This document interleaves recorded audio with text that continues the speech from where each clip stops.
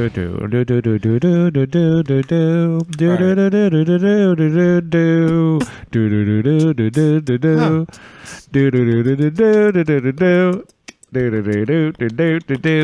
that song called? Come on. It's The Entertainer by Scott Joplin. That's my guy. I knew you would know. You ever seen The Sting? Fucking A, yeah. Dude, The Sting's great. That's awesome. My grandma loved Scott Joplin so much, by the way, and she would always just play his up. A different time. I mean, like, it was insane. She'd be like, this song rocks. Like, Thank you, Paul. Paul was going to crack it not into the mic. That would have been really just a bummer. But yeah, she would just play Scott Joplin all the time at home. And That's cool. She'd just be like, doing her little bopping around? Bopping and jiving to Scott Joplin, yeah. No way. Yeah, she's cool. Gone now. Anyways, beautiful listeners out there, welcome to Hive Scum, the Grim and Gritty podcast for that beautiful 28 community. We're joined by a couple of beautiful young men. I'll say it again. You guys introduce yourself first. Young is a stretch. I'm Paul. Nice. At Weirdstone. I'm Tyler at Tyler's Already Painting. Nice. And I'm one of your hosts, Steve.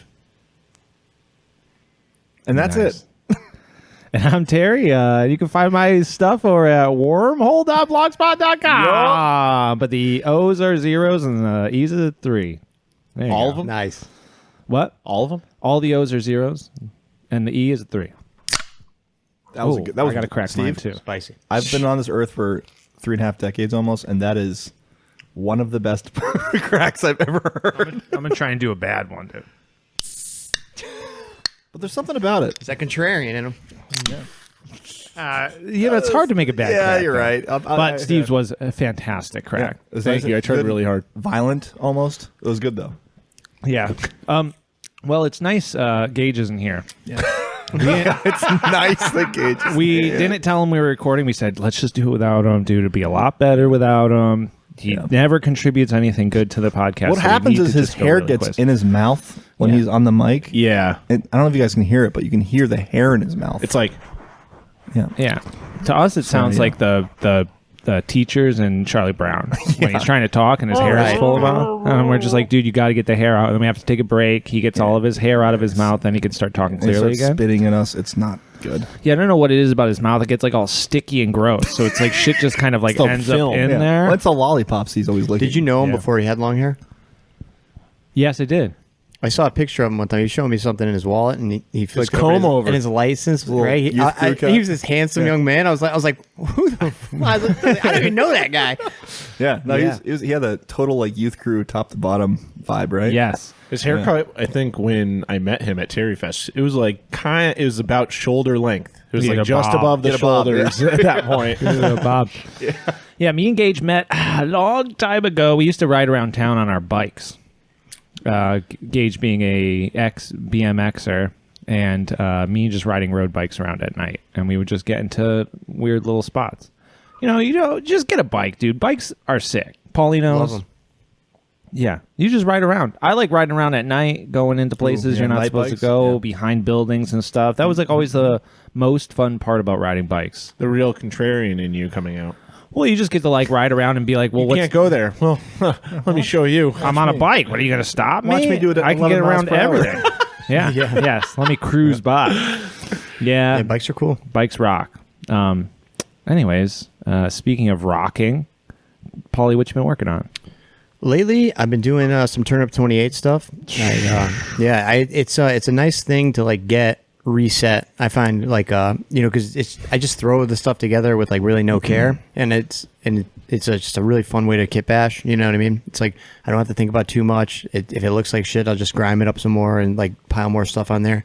Really like totally not panicking style of bashing. I'm just like looking for shapes and like the silhouette and stuff. Not that you don't do that when you normally kit bash, but I just don't give a shit now. Extra I'm just like, focused on that. Right. More dirt and everything. So it's a good way to like break out of a hobby funk. I haven't really done a lot of stuff this year. So I'm like looking forward to like starting to paint again and everything like that. So I was like, let me do this. And then, it's also, since there's really, it doesn't matter what it really looks like at the end. It's like, so my kid's bashing them with me too. So that's pretty cool. So then like, I don't have to do it downstairs in the basement on my desk. I'm like right on the kitchen table taking over. But besides that, not too much. Yeah. I mean, your turnip sculpt, the cavalry guys that you made are insane. Oh, yeah, got thanks. that head, that predator head horse with the guy with the hand cannon right in your face. that was a cool one. I whipped that one up at like 10:30 last night, and I was like, I should have gone to bed, but I was like, I want to do one more, right? So then I ended up making 2 more, and it was cool. I used this corn model. It was called it's like it's like this big ogre guy from AOS. It's called like a Korngaroth or something like that, right? And he has like hands that are like claws, right? So I took those, I cut both the hands off to make mouths for 2 of them, and then his elbow had a jaw on it with a knife coming out of it. So I used that. I cut that whole elbow off, and I used the elbow to make a head for the other one. And that is like, I'm looking at it, and I was like, it really looks wild with the knife sticking out of it, right? Yeah. But I was like, the way the teeth are just reminded me of like the Berserk, like kind of during the eclipse, right? Like all the little mouths and all that like weird shit in some of the demons, because the teeth have like little gaps between them, and like something about that is so unsettling, you know, when there's gaps between the teeth. So like, man, if I cut the knife out, it might have been even cooler. But I'm just gonna leave it for just send it. The knife's my favorite part. Oh, it is. Yeah, All right, yeah. cool. I think the knife is so sick, especially in the turnip universe where it's like that would just be really just unsettling. Right. Yeah. So that's cool. And then and then I made a really sick my Toph is going to be a Tanner Simpson sculpt in a little basket, and then he's getting pulled behind this massive chain knife wielding guy that was sculpted by Shane the Blind Man. So I got two of my buddies sculpts in there. It's pretty sick. Yeah, that's maybe the cool. That's like such a centerpiece. Yeah. Totally. So I really can't wait to throw some paint on that. Yeah. Because base size doesn't really matter, right? I don't think so. I mean, he has suggestions and shit like that, but it's like, who cares? That shit's ours now. You know what I mean? He's gonna nuke it anyways, is what I heard. So and like Primaris it. So it's like at this point, it's like it's my turnip. Yeah, we're taking it over. Yeah, baby. Update the rules. I ain't reading them. No. I mean, listen, if Robbie tells me to, I will. I'm going to defer to Robbie on all things turnip. Yeah, Because I wouldn't. Would I be here without him? The answer's no. I miss that Listen, guy, that Robbie. terrain he made. Oh, I mean, Beautiful. the fish eye thing Yes. was the little fish in the pond. It was the coolest board. The people who came to that event, he had them freaked the fuck out. It was Guy loved it. Yeah. Yeah, dude. It was so awesome. And then I saw when Landlines came up, when he brought the OPR board, he had like a little homage piece to that one in there, and it was just that's so cool. sick. I was like, oh, all right. see that. Nice. Yeah, it was really cool. And I read the rules for Turnip, and the guy that wrote the rules did an excellent job on those too, because I think they're actually pretty neat. Everybody's the shitter, of course. Yeah, but yeah. It does have some cool mechanics that we haven't come across in the games we've played, which is like kind of something that for the past 5 years I've been on. It's like trying to find other stuff besides just rolling, hit wound, whatever, Yeah. which is in this game. But there also is with the reloads and the everybody running away from each other all the time and being scared and panicking that's all kind of cool and chaotic. So I'm always looking for that stuff. So I'm pretty excited to give it a try. Yeah. Now, how close are you to finishing your regiment? I think I'm done when I have a stump gun that I'm doing that I'm sculpting by hand. You're doing like a great bombard or whatever. Yeah, I was going right? to do a great bombard. Yeah. So that was going to be on a huge base, and since that was about the movement or the base sizes, with that I figured, okay, since it doesn't move, I'll just use this big base and I'll make kind of a diorama thing out of it, and that'll be kind of cool. But I'm sculpting that all by hand. So I did the first set of Super Sculpey on that and baked it. So I have my rough shape, and I'm just trying to get the rest of the pieces in place before I finish sculpting it. But so yeah, I won't reveal what that's going to be yet. But that'll be a cool one, I think. Oh man, that's gonna be sick. Yeah, that'll be fun. So I think, but I should be all done with everything else. With this unit of cav, I should have enough units to play a game, a little 3-snob game. Hell yeah. Yep. Yeah. Should be cool. Steve, what you been working on? What you been tinkering with? What you been wrenching on? I've been bashing some mechs just for Flames, because I needed to fill some pages out in just some spots for little, photos of miniatures. And I didn't want to just use generic BattleTech stuff, so I was, bashing some stuff up. Besides that, I've been working on my computer, just doing supplement work for Flames, because Flames is in the hands of the editor now. I was gonna say you're so deep in that, it's yeah, amazing. The finish line is kind of in sight. sometimes I get a little worried, like, oh, I think I'm pushing the deadline time period. Like, I was hoping to deliver by end of August, be ahead of it, but I think it's going to be like right on the money of the time I told everyone. I think it's fine, and I'd rather wait. It's like anything. It's like a video game or anything else. It's like if you push it and rush it too much, people are going to be like, "Oh, there's like 80 problems with this rule book." If you give it like the time it deserves, it's worth it. Dude. Yeah. I think you did a good job at that, like staying disciplined and not like over promising or anything, or letting like once it started to gain traction, you didn't say, "Oh, how do I extract every single cent out of this and incentivize people to spend more money?" You kept it tight, and I think you'll be rewarded for that. And I think definitely the people will know. I mean, they can already get the rules for free too. Yeah. So, I mean, the way you put it out was, like I was telling you the other day, I think that was so cool. You did it perfectly. You know what I mean? You gave it to the people for, you said, hey, here it is. Try it out. If you like it, I'm going to offer it in a more polished version with, everything that people come to you for. Yeah. You know what I mean? What, the design. I just hope it lives up to like what people expect from it, I guess. Because you haven't missed yet. I wrote like whatever campaign rules and like, people asking about like, and I keep getting like, it's kind of the Kickstarter thing that kills a Kickstarter where it's like, oh, I could add this to the rule book and I could like spend a little bit more time on that. But if I do that, it's going to like fuck up the timeline. So I've just been like, no, you're going to get what I promised you and I'm not going to give you more. And there'll be another book down the line. Exactly. At some point. Oh my God, listener, let me tell you, we got some sneak peeks of some art the other day.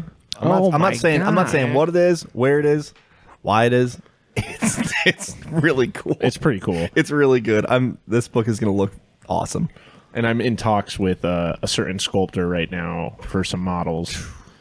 And I can't say anything beyond that, but it is a friend of ours, Michael Perry. And it's not it's not solidified yet, but it is in the works of some really cool pilots and potentially some stuff like that.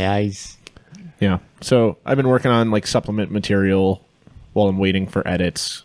Because the way I did the editing was like I sent it out for notes, got notes back, I fixed everything according to the notes, and then it goes back again for a final pass. That's cool, yeah. And then once it's out of my hands, it's going to go to our friend Dylan for layout. And he's going to do the layout. He's going to do what a team. I know, right? Illustration. Yeah. It's a crazy team. Yeah, for sure. Mike Hutchinson, Dylan, and me. Oh my God, man. Nice. Forget about it. Yeah, it's pretty nice. Well, way to dangle the carrot in front of us again, Steve. Yeah. Pretty stoked on it. Yeah. But yeah, that's really, besides like, yeah, that's it. That's really it. Yeah. What about you, Ty Guy? Anything sick and sensual on your end? Sensual, we'll see. I've definitely been working on a lot of stuff. I wrote a list like usual. He's definitely sick. I started a blog. 15 years too late, and that's been really fun. Never too late. Come on. No, it's actually a perfect time for it because I've been having a blast. And with that, it's been neat to just kind of like, I ramble on Instagram anyway with my posts, and I know for a fact that 3 people read more than one sentence, right?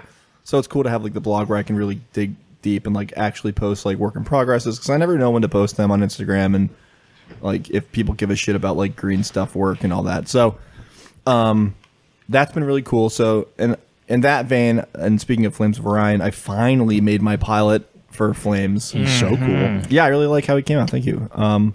It's also almost like 2 people did that at the same time. Well, I got very inspired by Terry. Like really, really, because you posted your work in progress pilot, and I was like, I gotta do this. I really gotta do this. And then like 3 hours later, he was finished. And I was like, fuck, dude, this looks so cool. So I just I went to my little bits bin, my junk bin. So my bits are organized pretty aggressively, but then I also have like just like the junk bin, right? And like in the vein of the bits bin here, where it's like everything under the sun. And I just kind of took every little thing that I thought was kind of cool, so maybe like 20 bits. Not to over-explain, but he started out with like a Tau body, and I clipped off the little Tau hooves, and then I gave him like the feet is the best part of that whole model. It's cool. So great. So thank you. I put like a Necron leg, half a Necron leg, and I gave him a little more height too because I didn't want him to be too like stout, And then the other one is half Acadian leg. And I just green stuffed them everything together, so it looks like it has like a bio leg, like a bionic leg. I mean, and just went from there. And I did my classic plastic Acadian shave off the helmet, so it's just like a little dome sci-fi helmet. I still might go in and like sculpt a little cigar or cigarette hanging out of his mouth. I don't know if I can do that ethically, though. Okay. Very true. Anyway, so he came out cool. You can check it on my blog, which I think it's just Tyler's Reddit painting. The way that his arm was hanging with the bomb thing or yeah. energy pack, Yeah. whatever it is, Yeah. like that really like sent yeah. it, you know what I mean? It was like it's perfect little pose. It I really think looks it's like a it has Gene some Stealer weight. Colt arm, I think. Oh yeah. Yeah, Gene Stealer Colt holding the bomb, right? Oh, is it? I don't even know what it, yeah, I have no clue. But originally it was kind of like out more, like he's throwing like a disc. Oh, yeah. So I kind of like shaved it and like re-sculpted the upper part of the arm, so it's just kind of like it's just weighing. Yeah, he's kind of you like know? swinging it. Yeah, it's kind of like weighing down. Yeah, it does look like he's like carrying something heavy. He's like Right. kind of Yeah. leaned off to Momentum one using side. it, Yeah. yeah. And then he's just got a German World War One MG in the other arm that just looks so sci-fi already. I didn't cut off anything and just kind of left it as it is. But it just looks like a dude who just hates life and lives in a metal mech, right. and it's pretty greasy. So that was fun. I'm doing more commission work now because I'm like really enjoying. I never didn't enjoy painting, but I'm like enjoying painting for other folks again. So I'm doing some commission work, mostly historicals, which is pretty neat. And then I've started a couple diorama ideas, and we'll get into this later with the Historicon stuff. But our buddy Dave Taylor, he runs the painting competition there, and I really want to do something cool and bespoke for it this year, but I didn't. So next year, I'm like starting now, and I'm just gonna get a really cool diorama done so I can put it in the next year. So that's going to be the diorama I'm starting now is Federal soldiers of the 111th New York Infantry advancing at Gettysburg, getting torn up. Who else but Tyler, huh? Yeah, they're Telling they're heroes. They're hometown heroes, you know. Yeah, they're kind of a big deal. No, they're great. That was their first battle ever. They got captured at Harper's Ferry in mass in 1862.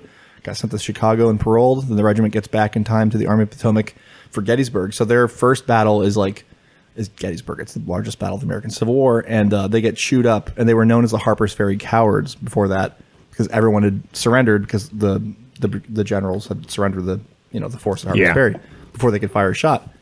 So the whole rest of the army was like dogging on these dudes and them and the other regiments in their brigade, and they just after Gettysburg, they were never called cowards again. They lost significant amount of men. But yeah, just a great little story. I'll talk about it later on my blog. That's cool. Anyway, but it's a great story of redemption and also just the waste of human life, like young human life for nothing. Entire generation. Literally, yes. It's very sad. Yeah, War as hell. Almost, it's like just over 1% of the entire U.S. population was killed in the American Civil War, which doesn't seem like a lot until you realize What that means. What that actually means. Like if we lost 1% of our population now, it'd be devastating. Yeah. Anyway, so yeah, there's that. There's a Revolutionary War diorama I've got an idea for. I won't blab about. Been working a lot on my Civil War rule set, Vortex of Hell, which I've been having a blast with, just because this is like truly, because we talk about a lot where it's the best DIY stuff is like you make it for you and your friends, and if other people like it, that's fine. This is barely even for my friends. Like this is like That produces the coolest stuff, though. When Dude. you're like, I don't really care who this is Exactly. for, but me. Exactly. Yeah. So, and it'll get more and more polished, and I'm sure it'll be for sale at like Adepticon and stuff or whatever. But I'm having a blast with that. So, yeah, I've just been writing that, mostly doing art for it now. It's pretty much done. So I'm doing art for it now, which is taking way longer than I thought. I painted 140 Civil War guys in 10 days, Which is crazy. which was fucked up. All metal, 140 Civil War 140, guys. just about. Yeah, it's like 142 or something like that. Yes, it was fucked up, dude. They looked beautiful though. They look great. Well, you sent a fun. picture of all of them, and I was They're- like, "What the fuck is your problem?" These are the Tyler? first minis I haven't painted eyes on and stuff like that in so long, and I want to go back and do every single one, but collectively they just look good. And like I was in the mindset of like, well, our buddy Tori wanted to play test it at Historicon. I was like, yes, of course, let's make it happen. Let me just make 2 armies real quick, and then 2, it like incentivized me to just like get the 2 playtest battalions done. Yeah. So now we just have those 2 battalions for whenever I want to playtest anything or we just want to do anything with them. So that was nuts, dude. And then yeah, just other than Vortex of Hell, it's kind of been the main push hobby wise lately. it's crazy because it's like you can. I mean, this goes back to what we're always harping on, where it's like it's not that hard to paint your fucking models. No. It really is not that hard. And it's like you painted 140 models, 142 models, 10 days, which like you are superhuman, yeah, right? I mean, you also stay up till like insane hours. Yeah, I do. But you're doing like multiple things at once, kind of like where you're like jumping around between stuff. I was batch painting 20 guys at a time. And also like I'm taking breaks to do like real work, and I'm taking breaks to like cook dinner for my wife and I, like, so like it was a very hectic week and change, but you weren't locked into the basement with a timer no, that says, welcome YouTubers today, 24 hours to paint a whole army. Literally. Which I do think you would do. Which you could probably do. Yeah, I should. I really shouldn't and wouldn't. Easily. I don't think I should. What's up, everybody? We're going to be painting 2 battalions of Civil War soldiers historically accurately in 10 days. I'd watch that. But it's like if you skip the damn eyes and go back and get them at a later time, like at least you have minis to play the freaking game, and they're painted and they're not gray. This is why no one can make that argument to me. No one can say, I just don't have time. It's so true.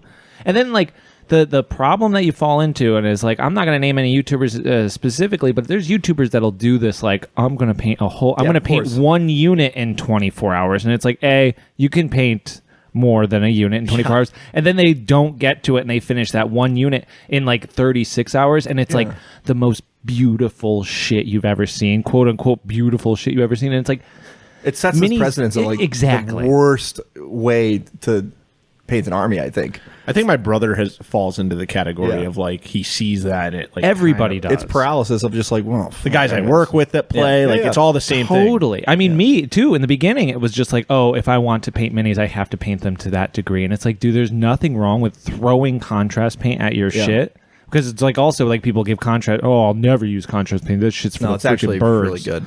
Contrast paint rocks. Get your shit done. Get your shit done and on the table, and then highlight from there. You know what? Yeah, go back and highlight. Go back and put the eyes in there. Go back and maybe get those little details painted in. And it's like it's like you're overthinking painting miniatures. You're overthinking it. And a lot of like the instructional stuff on YouTube is not really helping in certain ways, because it's like it's almost holding you back, because it's especially from getting like stuff on the table, Yes. Well, like if you want to paint to like competition level, those are like the tips that you're going to use and stuff. But it's like Tyler's been in the game for a long time. He's painted more than like any of us, right? So he knows how to, like, he's going to sit down, he's going to be intentional. I'm doing this on these guys, every step of the way. And I think like having the right plan when you sit down to paint is going to make a big difference. Like a little bit of thought, so that you don't sit down there and you have, okay, here's my 36 paints. Right, and it's like let's maybe cut out 29 of them. Right. Exactly. Like there, there's 3 primary colors, right? And it's like, so let's start here. Let's make have a palette in mind. I mean, not that there's anything wrong with sitting down and just freewheeling, of course, because that's really fun too. But it's like if you have to get this done to get it on the table, make a plan first, and that's why historicals are nice for batch painting too, because if you're sitting down to paint Prussian line infantry from 1813, it's like, okay, there's only 6 or 7 regiments to choose from, literally. And if you're doing historical accuracy, that's what I mean. So like, if that's why I think those guys have a good way about it for that, is like, oh, I'm sitting down, I know these guys' coats are literally Prussian blue, and then the facings and trim are red. So there's like the two main colors is that, and then you have skin tone metals and mud or whatever. Brass buttons. Yeah, for like the Civil War guys. Yeah, literally. But for the Civil War guys, I was just like, all right, I know. For the Federals, especially the Northern guys, going through just like doing slight variations in tone in some of their trousers and things like that. But it's all sky blue and it's all dark blue and it's all, brown. Like that's the color palette. And then if you're, mentally ill, you'll go and kind of do variations and things and make sure there's, different color canteen covers. And things. Yeah. I think that was something that not that, but like watching videos when I was first getting into it, where they'd be like, all right, we're going to paint this base color, and the next color up, we're actually going to take these 2 paints and we're going to do 1-to-1 mix with one part water. And I'm like, you think I'm going to remember that for painting through like an army this color? Like, and it makes such a small difference in just like paint the one color. Just fucking paint the Here's one a color in the pot. That's all you need. Yeah. You don't have to mix it. You don't have to do You know what? Oh my God. Dog it as much as you want, but the Games Workshop when they had folks like when Duncan and folks were doing the GW like just learn to paint videos that are like 3 minutes long. It's like this is how I paint fire, and it's like 2 contrast paints and a black or whatever. I think those went such a long way for beginners. I mean, for people who paint, it's whatever. Like that's what I'm saying. I haven't watched them for forever, but whenever I'd be like, oh, fuck, man, like what's a good recipe for like a pale skin tone? I'll like type in pale skin. There's Duncan's smiley face talking about pale skin. Yeah. It's really funny because he's like the main culprit I think of. That Me does too. That. Now. And I mean, I don't know about his like his other channel is real, but like, you know, the 6 years ago or whatever, when they were just doing like, we want to sell our paints, so we're only using our paints, and we're not doing too much mixing at all. I think water it down a little bit. Really go a long way for folks who are just like just getting into it and like, how do I paint skin? How do I paint black? Yeah, right. And you can also get like the concept of why that paint or why that fire looks so realistic. It was because, you know, it's like dark to light to lighter to white at the very tip. You know what I mean? Whereas like maybe if you're looking at that, you're like, oh my God, that looks like real fire, but you don't know why. You know what I mean? So like, that can kind of help colors. Too. Like, you know, it's like, God damn, that's pretty. I remember one time I was watching like a Lord of Change painting video, and it was Duncan doing it, and he goes, here's the colors we're going to use, and there's like 30 paints on there, and my wife's on the couch, and she goes, what the fuck is that? I'm like, what? She goes, why would you need 6 different reds? She's like, that red just has that yellow in it. And, you know, I'm like, what? You know, like I didn't really know anything at that point. You know, I'm like, what? And then she was like, before you do anything, she's like, let me show you how to mix colors. You know? That's so funny. It was really cool. Yeah, that's great. This is where like batch painting shines, I think, is like if you're painting a lot of minis all at once, you'll get to a point where it's like, oh, these guys look good. Like these guys look good. And you have to like be brave enough to be like, I'm going to stop right there. I could go in and now like highlight all of these different things, but it's like, I just want them to get done and move on with my life. And there's nothing wrong with that. And there's like, I've definitely talked about it on the pod before, but there's like that thing where it's like they took 2 groups of ceramic students, and the one group, they said, your project is to make one thing, but it's got to be perfect. And the other group, it was like, you have to make, if you want an A, you make as many things as you possibly can. It doesn't matter how they look. Really great. And the people who made a ton of shit, they learned way more than the people who were fiddling with fine details the entire time. Yeah. Because you learned through doing shit quickly. I like that. Who knows like how theoretical this was, if it was an actual experiment, if it's just a thing that people like put out there, but it's like a real like quantity over quality kind of I mean, I think that we do. Well, I mean, kind of do with intention. Like, with intention? Yeah, like intention. Like, all right, we're going to do an hour of make 20 guys. Yeah. 20 guys get bashed from scratch, and then we do it again, and it's like make one guy. Make one guy.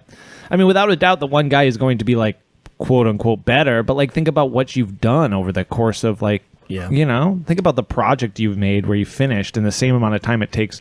You know, I have a squad instead of a guy, like, but it comes down to like, oh well, the squad and a hero, or like, you know what I mean, like it's and I think we do some of our best work when we're just like throwing bits at stuff. Like eventually you hit some guys and you're like, oh, that guy stands out. Like, oh, this one, that one's really good. Dude, like, there's a servitor in the fucking bit bin that's just legs with a gun attached to it. I love that. The best model ever. And I'm like, this is just some bullshit that somebody threw together, but it's so good. I'm pretty sure it's a Nurgle, the like Blake cannon from a Nurgle guy, and then it's Necron legs. It's just glued to it. It's been in there for so long. So good. Yeah, I don't know, dude. I just think it's like people get so afraid to paint a lot. They get so afraid to not. Like they want to be. They see these people on the internet where it's like they got the airbrush, they're doing this, they've got 20 different steps, and then they don't actually finish. Some of these YouTubers, they don't even fucking finish the models. They just so funny. They literally will paint most of the way, and then they'll put it to the side. Yeah. And it's like, dude, are you kidding me? Are you kidding me? This is one model. You can't even finish one freaking model, and you're going to have a YouTube channel about it? Like, come on. Dude. The algo, dude. Come on. Yeah, they'll come back like a year later and be like, I never finished this project. I wish I... Now I have another video to talk about that 20%. It's crazy, man. It's crazy. They're investing in their video content. Honestly, they're pretty smart. Now I'm just realizing how smart they are. I think everything I've like put into my paint repertoire is like something where I logged on to In Rust We Trust one day and I saw IPT drop like 1 or 2 lines in a conversation about, and like whatever they're talking about, and they were kind of talking about the way we are, and then IPT will just give his take, and I'm like, I just internalize that, and that's what I bring to my painting table every time. It's I just always think about that kid and everything like he says. I'm like, if he says it, I know I can trust it. Yeah, and like I like IPT and I like his takes because he's a display painter first. Yes. He is like painting to the top of his, but it's like I feel like that's like a small percentage of people who paint minis actually are like, I want to be a display person, but it's a large percentage of YouTubers are display people first. Oh yeah, good point. Yeah. But right, but Ian's also a gamer, obviously. So it's so he always brings that to his game pieces, But yeah, I guess you're right. He is kind of the opposite. But yeah. I kind of like. But he also, for some reason, like he's very practical. I guess he understands miniature painting very well, and he can explain it very well to the point of like, hey, you want to paint these 20 dwarfs, but you don't want them, to have pupils. Well, this is what I would do. So I would just bring it up to this point and not the next 10 steps. If there's something I could have done this year, it would have been taking his class. I was just going to say, if you missed out on his class, I watched the beginning and the end of that class and was cleaning up in between, and I was like, holy shit.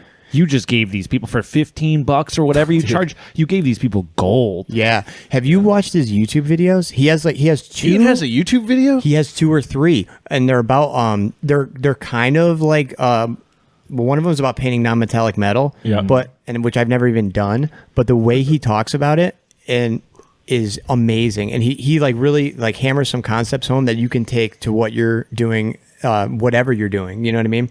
And talks about like consistency of paint, how to make volumes on like bodies and stuff like that, and not make it look like islands of flesh, like when muscle and things like that. And it's really, really cool. Like you just said, he really understands it and he's able to articulate it. Yeah. Yeah, and I agree with you. Like that really is something we should probably try and get him to like do a class for us or something. That would really be cool. Genuinely, yeah. I would give him fucking $40. Whatever he wants. I'll give him $16, dude. Right. Yeah. He'll probably even cook for us too. That's true. Dude, you can't beat that. You can't beat that. Dude, that was a great day. Anyway, sorry. I know there's Historicon to talk about. I'm just going to quickly go through what I've been doing. So I painted I bashed and made a pilot. Similar vibe. I wanted my guy to just be like a chill dude, just like smoking a cigarette. Nothing better than I wanted him to be like Spike Spiegel kind of guy, just like a guy hanging out, just doing whatever. So he's just kind of standing there with a hand in a pocket, smoking a cigarette, and there's not like a ton really. Like he's got a little pistol on his side and a holster, but besides that, he's just kind of non-combative, just hanging out. Yeah. I found the perfect head on a Victoria Miniatures sprue, and I've never seen it on there. And I was like, wow, this is great.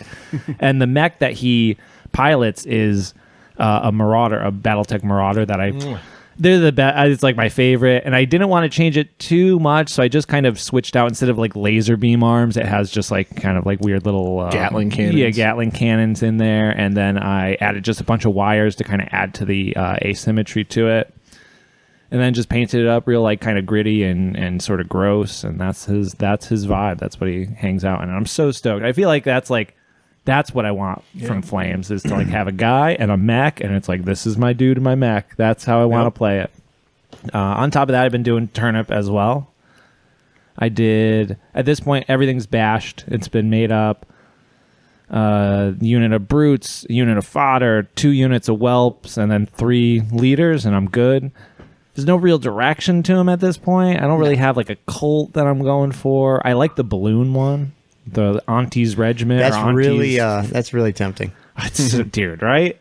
So I might do that one because I think it would be sick. I'd love to see what you come up with for that. Right? It's just the idea of a floating balloon on like a little wire just like down to the ground. It's an art teacher's dream. Right? It'd be like a paper mache. Yeah. Did you ever see Brian Rure's? Yes. And I think about I've been thinking about that one mini for this whole time. I've been thinking about this being like, dude, I would love, because it was like checkered, right? Yeah. And I was like, man, it looked so good. So I don't know. I might do something like that. I might go find the pictures of his and try and copy it or something. Oh, dude, you could go off on that balloon. You could even Mod Podge like actual silk. Oh, this would be cool. Oh, now you're getting in there. I can see you going over there. Right. That's what I'm saying. Like, I always thought that Turnip was the dumbest shit. I was like, this is so stupid. I mean, right? I still think that.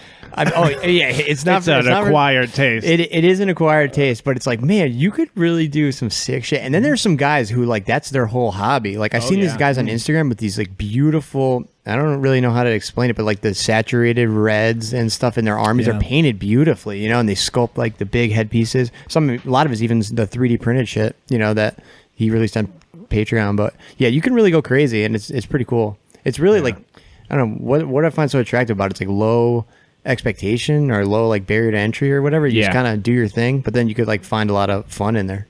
Yeah, and that's why I just wanted to do it. I was like, I need to get this army done. I just want to kind of throw Napoleonic guys with weird beaky heads and then just paint them up. And then from there, I'll figure out what my aim is of this project. But I just want to get something on the table. But yeah. Yep. So that's what I've been doing. It's pretty cool. Now, finally, we could talk about really what you two boys have been doing. Right. We've been busy. Yeah, you've been you're fresh back from a long car ride. 2 of them. Not even that bad. You know, the all the trauma from the way down there was healed on the way home. In the 4 days. Where was preceding. Historicon? Historicon 2025. Lancaster, Pennsylvania. Yep. Downtown Lancaster. I didn't even know where you boys were going. This- It was like really funny to be like, wait, where are they? Kind of off snuck to? up on us, didn't it? It did. Well, not. I mean, yeah. I mean, you had 10 days to pay now. Shit. Yeah. I know you're busy too with work and stuff. We was like busy, working up to the event, and then like a week out, Naughty's like, "Are you going somewhere next weekend?" I was like, "Fuck." I'll be gone. Oh shit. So it was my first time going. It was Tyler's first time going back since before COVID, right? I think. Really? I think the last year I was there was 2019. Yeah. May 18 or 19. So I used to go a lot to like that and Cold Wars, which is one of the they're like subsidiary events, I guess. They do. Yeah, they run 3 events a year. So they fall in Cold Wars and then this event. But yeah, it's been a while. Yeah, so it was never something I thought to do. You know, I'm not a historical gamer really, although I painted a couple squads and stuff, and I think it's kind of cool. But Tori was telling me that it's the best con, you know, and I wasn't able to go to Union Con last year or this year, and he's like, you got to go to Historicon, you got to go to Historicon. So he did all the work, got us to Airbnb, you know what I mean? It did everything for us. Oh, did you guys stay with him? Yeah, we stayed with Tori, his buddy Chris, and Eric, and then another guy came in for one day. What a and crew. yeah, dude, what a great crew! All Nemo guys. It really They were fantastic. They were just the salt of the earth. These guys are awesome, and they're all part of the Union gang down there in Maryland. And so Tori had everything set up for us. Me and Tyler were planning. Okay, Thursday we're gonna leave like 1 o'clock, and then we should get down there around 4:35. And we'll be ready to rock. Well, it's like the hottest day of the year. I don't know, something's wrong with my air conditioner. Wouldn't stay on for more than 5 minutes at my car. No. I had to go to Milford to get some parts, you know, just in case of like any breakage on the way down. my God. So we go to FCP Euro and like right next to Dillon, but we didn't even hit up Dillon because we can't waste any more time, right? Yeah. And in hindsight, we genuinely, if we wasted 3 minutes, Yeah. we would have been late. Yeah, Wait, right. really? Yeah, it was insane. So then we got Pasquale Pizza in Milford. One of the best slices I've great. had like this year. Yeah. It was- Really? Yeah, outstanding. So believe me, we had time to eat in the car. So we get back on 95. We hit Stamford, and it takes an hour to get through Stamford. fucked That up. sounds about right. It was brutal. Fuck, dude. And even when we got to Jersey, 287, before we got to the tap, it was like another hour. Dude, it took us 7 hours to get down there. It was. How long is that drive brutal. normally? It was 5. You know, Yeah, I 4.5 think it's to like 5. 4.5. You left on a If Friday? nothing's wrong. We left Thursday like 1:15. We left my house, and yeah, it was brutal. So I mean, we had plenty of time to eat pizza, and the ride down there was cool. You know, what I mean, like scenic wise. You know, what I mean, it was agonizing, but we finally get there.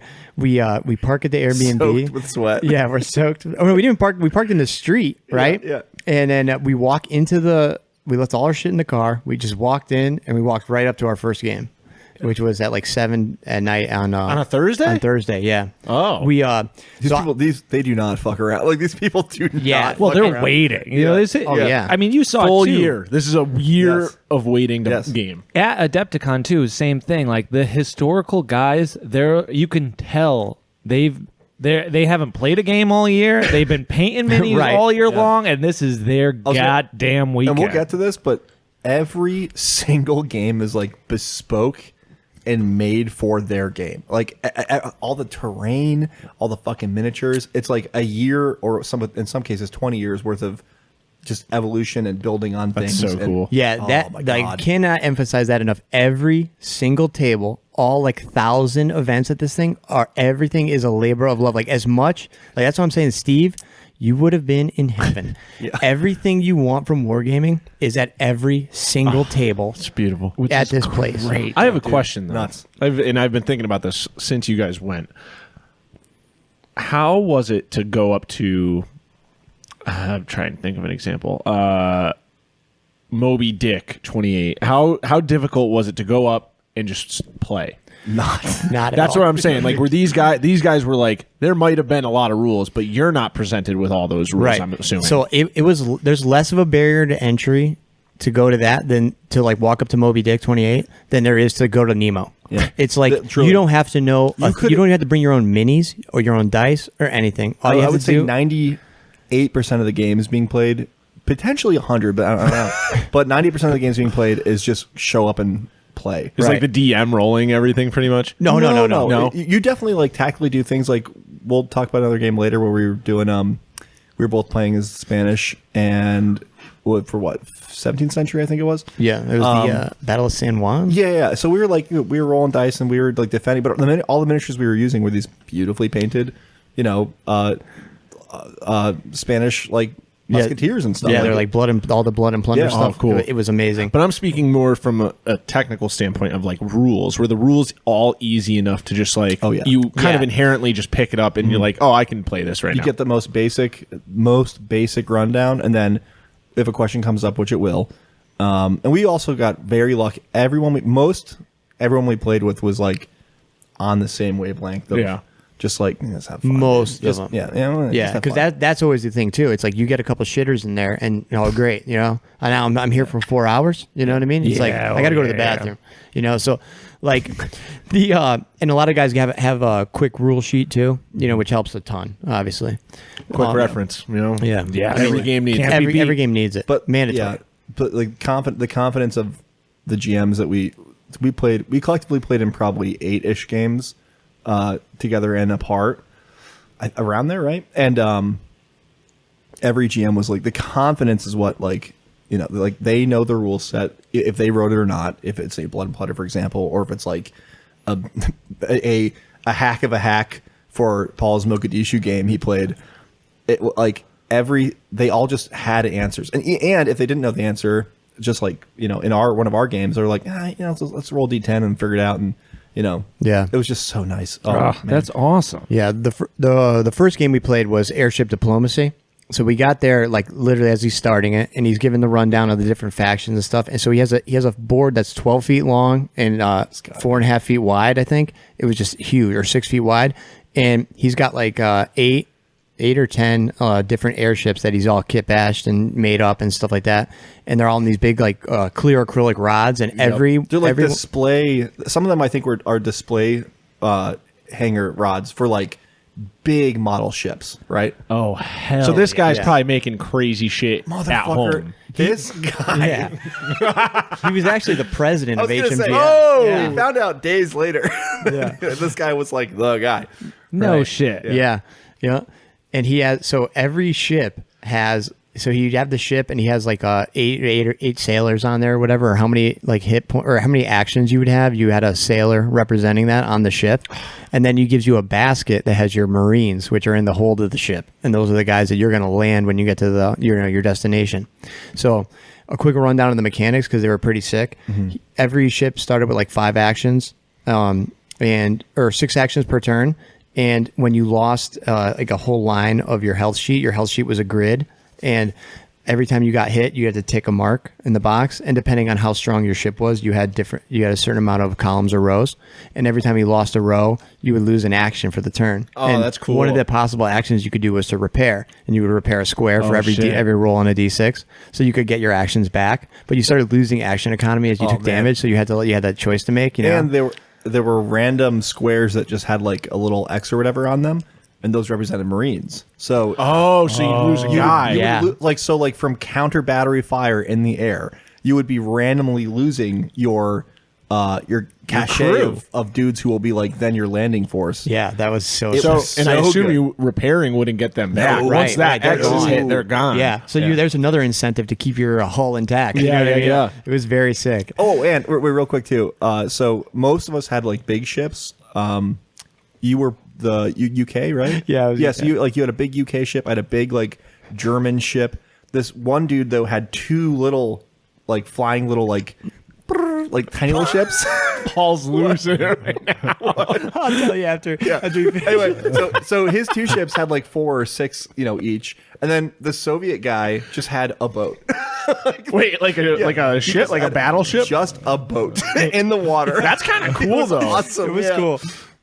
All right, what's up? So when we got there, the very first measurement of the game, the guy across the table from me yeah. takes his fucking Stanley Fat Max and he's got it like rolled out like 6 feet. Right? The first fucking measurement pregame, and he hooks the side of the guy next to me's ship and rips it off the stand. Oh my I jive over it and I grab it. All the sailors go flying off. I look at the guy. He's like, "Are you fucking kidding me?" The guy running the game. It was unbelievable. Yeah, How big are these Paul ships? saved the day. Oh, dude, 2 feet my long? ship had to be 2 Yeah. feet long. How big were the models on it? Like 10 mil? 28s? No, 28s. Oh, so they were pretty big. This whole Dude, fucking it's thing was fucking 28. insane. Is it like characterization or So it's a caricature of the guy on the ship, or is it like that's to scale? Oh, Steven. Every faction had cards printed out, like cards, Yeah. with each character and the crew members and stuff. Okay. That you drop. Fucking, it was a photograph of the model on Yeah, each that's card. awesome. This guy's, it was nuts, dude. And like This guy gets it. The It was effort that perfect went in into every this, way. people didn't fucking appreciate this effort. Paul They and I, did the whole game, I'm like, You guys are freaking out about Yeah. it, and everyone else is just like stone face. I moved 6 inches. Oh yeah, Dude, you ready it's for nuts. this? He gave you a packet that had all those cards in it, but it also had an explanation and backstory of your faction, your current guys, role yeah. in the world, what your ambitions and aims are here, and so you can secondary role play objectives, it? secret objectives. Yeah, it was on. That's cool. He gave us the perfect gaming experience on a silver platter, and I hate to say it, but it was squandered by the fucking people who were playing. Okay, so that's how the game started, and that was an ill portent of what was to come, because it took us probably 2.5 fucking hours to get what we could have got done in like 25 minutes. Oh, You know what I mean? yeah. Like, I would these say- people were playing so goddamn I slow. would say half of the folks playing were moving pretty swiftly. The other half were born in 1893, and Well, yeah. they war gamed in before World War I. Like these guys Oh, were just yeah. so groggy about just like every centimeter of movement being accounted for, kind of Right. guys. Whew, let me tell you. Yeah, there was a guy across from Tyler who was like literally like catatonic. He didn't say a word the whole time. He would just stand up, he would measure, and he would take every, like he said, single centimeter of his thing. And then by the time he got to the other side, he just left the game, walked away. No shit. Yeah. He was just playing for him. That's it. He just left. He And then, did say one thing, which was, I want to shoot those fucking commies. So I did get that. right. And then there was a guy next to me who was he was so funny, but he was blind, right? And so he was playing. He wasn't using an airship. He was playing Frankenstein's people on the island, right? Yeah, he was NPCs. Yeah, he was the NPC player, and he was blind, and he would do any fucking thing except wear his fucking glasses. You know what I mean? He's like zooming in with his phone to like read By the the way, cards and font shit like is that. this Yeah. When Paul said, this is not hyperbole. When Paul says he was blind, he was legally blind. Like he had like some vision, like some Yeah. base vision that would have been enhanced by glasses. But like he had a cane and everything. Like, he was a blind old man. But he just did not want to wear these glasses. Yeah. That would help him. He's like, I Right. don't need them. Right. Oh, I don't know what it was. Just but a stubborn guy. But he was very cool. he was I gotta the say. best. You could tell that he has been in this hobby for longer than any of us have been alive, and Yeah. he cared more about just like whatever wargaming is in general, Yeah. than anyone at the convention. Like he was That's like so an cool. OG. Yeah, he dude. was so cool. fucking cool. Yeah, it was just so funny to me, like that, like the way he chose to interact with the game. You know, Yeah. it was great. Yeah. So we played that for probably 3.5 hours. We stayed till the end, just out of respect for what the guy brought to us, because we were about to just skate on the thing, and then all of a sudden the guy hits a fucking remote fog machine in the fucking island, dude, and I'm like, Tyler, we're not going. Yeah, we can't leave. Dude, this is fucking too sick. That sucks so bad to think of, like when you have this awesome curated experience, and you're like everything you're doing is perfect, and then other people there are just like, I'm here to play a game. Like, we said that to the guy pretty much exactly, because it was awesome. That's so I unfortunate. guess that's what you got to be ready for. Like, so I want to Totally. run Vortex of Hell next year. I think it'd be a great game for this convention because like we can get a game done in well under 3 hour whatever allotment. But I'm like, fuck, dude, like what if a guy in like weird suspenders comes up and he sits down and he pulls out a cheesesteak and he's like, right. I just know the vibe's going to be off. And then he wants to play my game with like 3 of my friends who really, really get it. And he's like, let's see. He's like really overthinking things and moving. Chin scratcher. Oh, dude, it would kill me. It would kill me. Do you now?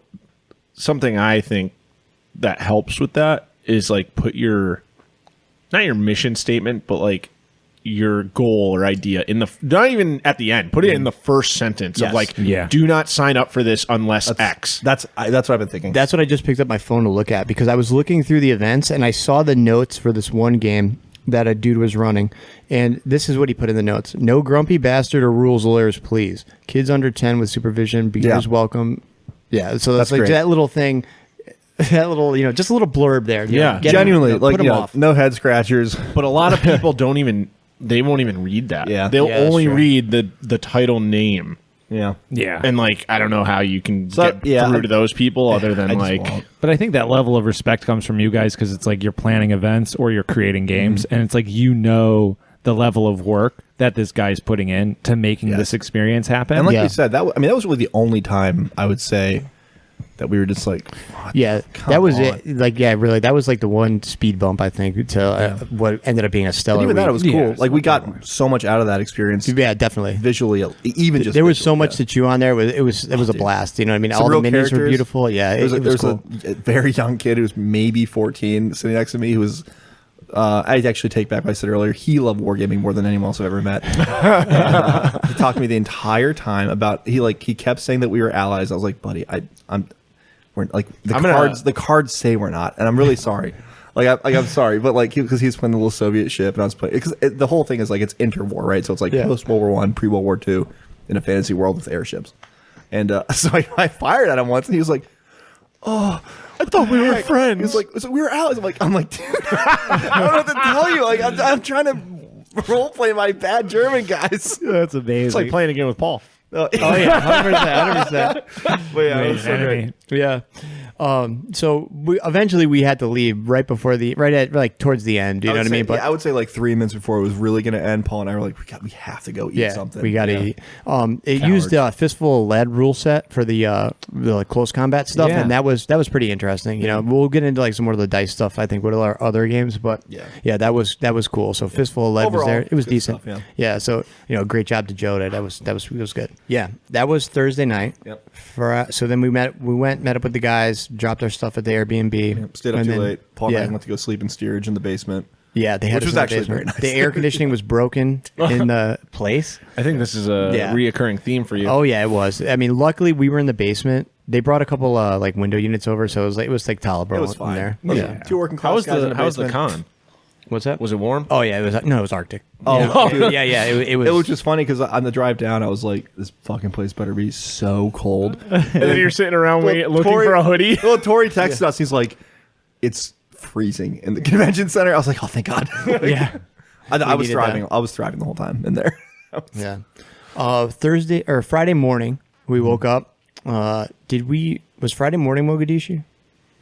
I don't remember actually. Let me see if I have the thing here. What day was Black Hawk down? That's the thing I'm most excited to hear about. That's that. But it was Friday morning. We go back to the convention center. I got a game early. Yeah. And so that's the Black Hawk Down. And it's the secure the crash site. So it's the first of 3 scenarios that the guy's running that day. The rule set was Force on Force, it's called. And it's the good version, whichever one that is, because I guess there's 2. This guy had the most beautiful table. It was perfect, like middle of Mogadishu, Somalia, like all these buildings, the streets are laid out like, he goes, I'm not a historian. I read one book, I seen a movie, and he had the crash site in the corner, and the Americans are coming from one side to try and get over there. Like the Humvees, like all the, the Humvees, ground forces. Yeah, Humvees and the Army Rangers. And then the Delta Force is like inside the city already. And 3 players are playing the Americans, and then me and Chris, and then the guy who was running the game's son actually are playing as the Somalians. And he had all these like little house rules for deployment with the Somalians. Like if they don't see you, it was a cool. I think it's my favorite mechanic that I witnessed for that. Yeah, it was very cool. So like the Americans are down on the table, right? And then the Somalians deploy. And the Somalians, he's like honor system. Choose a building. That's the building you're going to deploy from. If they don't have line of sight to you, then you can redeploy to any other building. And he gives us each 3 squads. Okay. And each squad is a bunch of AKs and a RPG. And the RPGs are obviously, that's your moneymaker. And so we're doing like little shenanigans as these guys are starting to move in there. And then we pop out, and it's so sick because the way that they do modern combat in these games is they have a reaction system. So once I'm in line of sight, I go to make an action, the American can react. Now we have an opposing die roll. I'm rolling D6. And he's rolling D8s or D10s because of the asymmetry and like skill. It's like the weapons, the training, contradiction essentially, and the training. Yeah, yeah, and like that was so sick because we're obviously trying to use our sheer numbers and then our like advantage of like being able to come from different places against these like superior forces. And cover, et cetera. And like it was so cool, really easy to pick up rule system and. A great cheat sheet he gave us. It was awesome. He gave me. I think I've still got it. I don't know if you have it, but a couple of his sheets too for that cool. system that are his like house rule ones too. So, dude, yeah, that would really be something cool to try. You know what I mean? Especially now that a bunch of us are getting into like more modern stuff with the Stalker stuff. Yeah, we can. I mean, you just use those squads. Yeah, definitely. Yeah. Tori said that. Those guys played that for a long time, that Force on Force. Oh, cool. It was really cool. So that'd be something to, I think, maybe try and grab the rule book for if we ever come across it. I always heard Spectre was like a big one, too. Oh, yeah? For modern combat. Oh, yeah. Yeah, I mean, their miniatures are fucking they're so cool. Perfect. Yeah. Oh, which he was using a lot of them for the game, too. Yeah, he had awesome minis and great paint jobs on everyone, too. And, like, he had the Humvees. They were great. He had, he had the smoke, the painted smoke, all that stuff. So, it was awesome. He had little tea lights in there when the things got on fire. He had a couple really cool little, like, I don't know, what do you call it? Like special events he kind of threw in there. You know what I mean? Like when the militia started, the Somali militia got to the thing, when the little bird came in, and like, dude, there was one point where I thought I had the game won myself because like my 2 teammates are on one side of the crash site, and then I managed to bring like all my reinforcements in, because so like he had a cool thing too where like if you had one guy left in the squad, you could spawn your next reinforcement on that guy to represent all the people pouring out of the houses and stuff. There was civilians. This is this is the thing. There were civilians that the Americans can't kill, right? Because they're unarmed.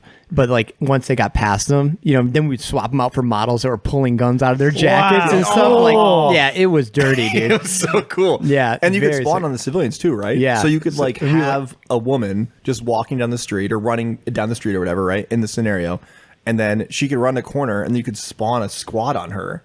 Like once she's out of line of sight. Yeah, because she knocks on the door. Yeah, and she's like, they're here. Yeah. Like, like. Oh, so neat. I know. Yeah, it was shit. sick. And it had really cool cover mechanics. And like, I mean, it was all really crunchy, but this GM was unbelievable. He was like, and back to that thing about like getting good players, he's like, he was telling us like, I want to meet some guys here. And he's like, and then I'm going to set the game up and I'll have like 2 open spots. That way I get the game on the listing and I get my table. He's like, and then I'll invite everybody else, so it's like, we have 2 randoms and then we bring in, 6 other people who know what they're doing and we know we're going to get along. And the people in that game were unbelievable. And I was like, oh, this is exactly like what I kind of expected. You know what I mean? It was so much fun. Everybody was super cool. and that was a really fun game. We ended up being the first Somali team to lose as the yeah. That was a bummer. So I continued. You thought you had it in the bag. I did. It was close though at the end. It was close. hands. Would maybe I think he said with like another turn or two we might have been able to overrun them. But what I did, what I was saying before was like I had probably 30 guys in this market, and I'm one turn of movement away from just really taking over the whole game. And he comes around with a little bird, and this dude rolled like ungodly, and just with the machine gun killed like 20 guys in the thing. It was unbelievable. That's cool though. That's got to be cool to see. He had like a 3-foot flame template that he used for the machine gun.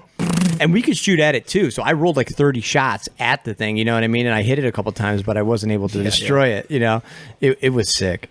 It was very, very cool. The juxtaposition between the various types of firepower in this game and various weapons, and I think is one of the best ways I've seen it done, more so than like las guns versus, whatever.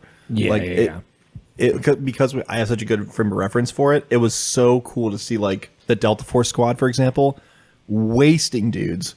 But then, other than Spectrum, like these RPGs and like AKs, like doing what they would do in real life, like they're still like forcing casualties on their enemy. It's just like not as many as as a very well trained Delta Force soldier. It's nuts, dude. It was so cool. He had another cool mechanic in there too, where if the Rangers had line of sight to Delta Force, when Delta Force took a casualty, they immediately had to make like a panic check or whatever, morale check, because of the trauma of seeing those guys who are supposed to be unkillable, the best of the best, like taking a casualty or a hit. That was like so cool.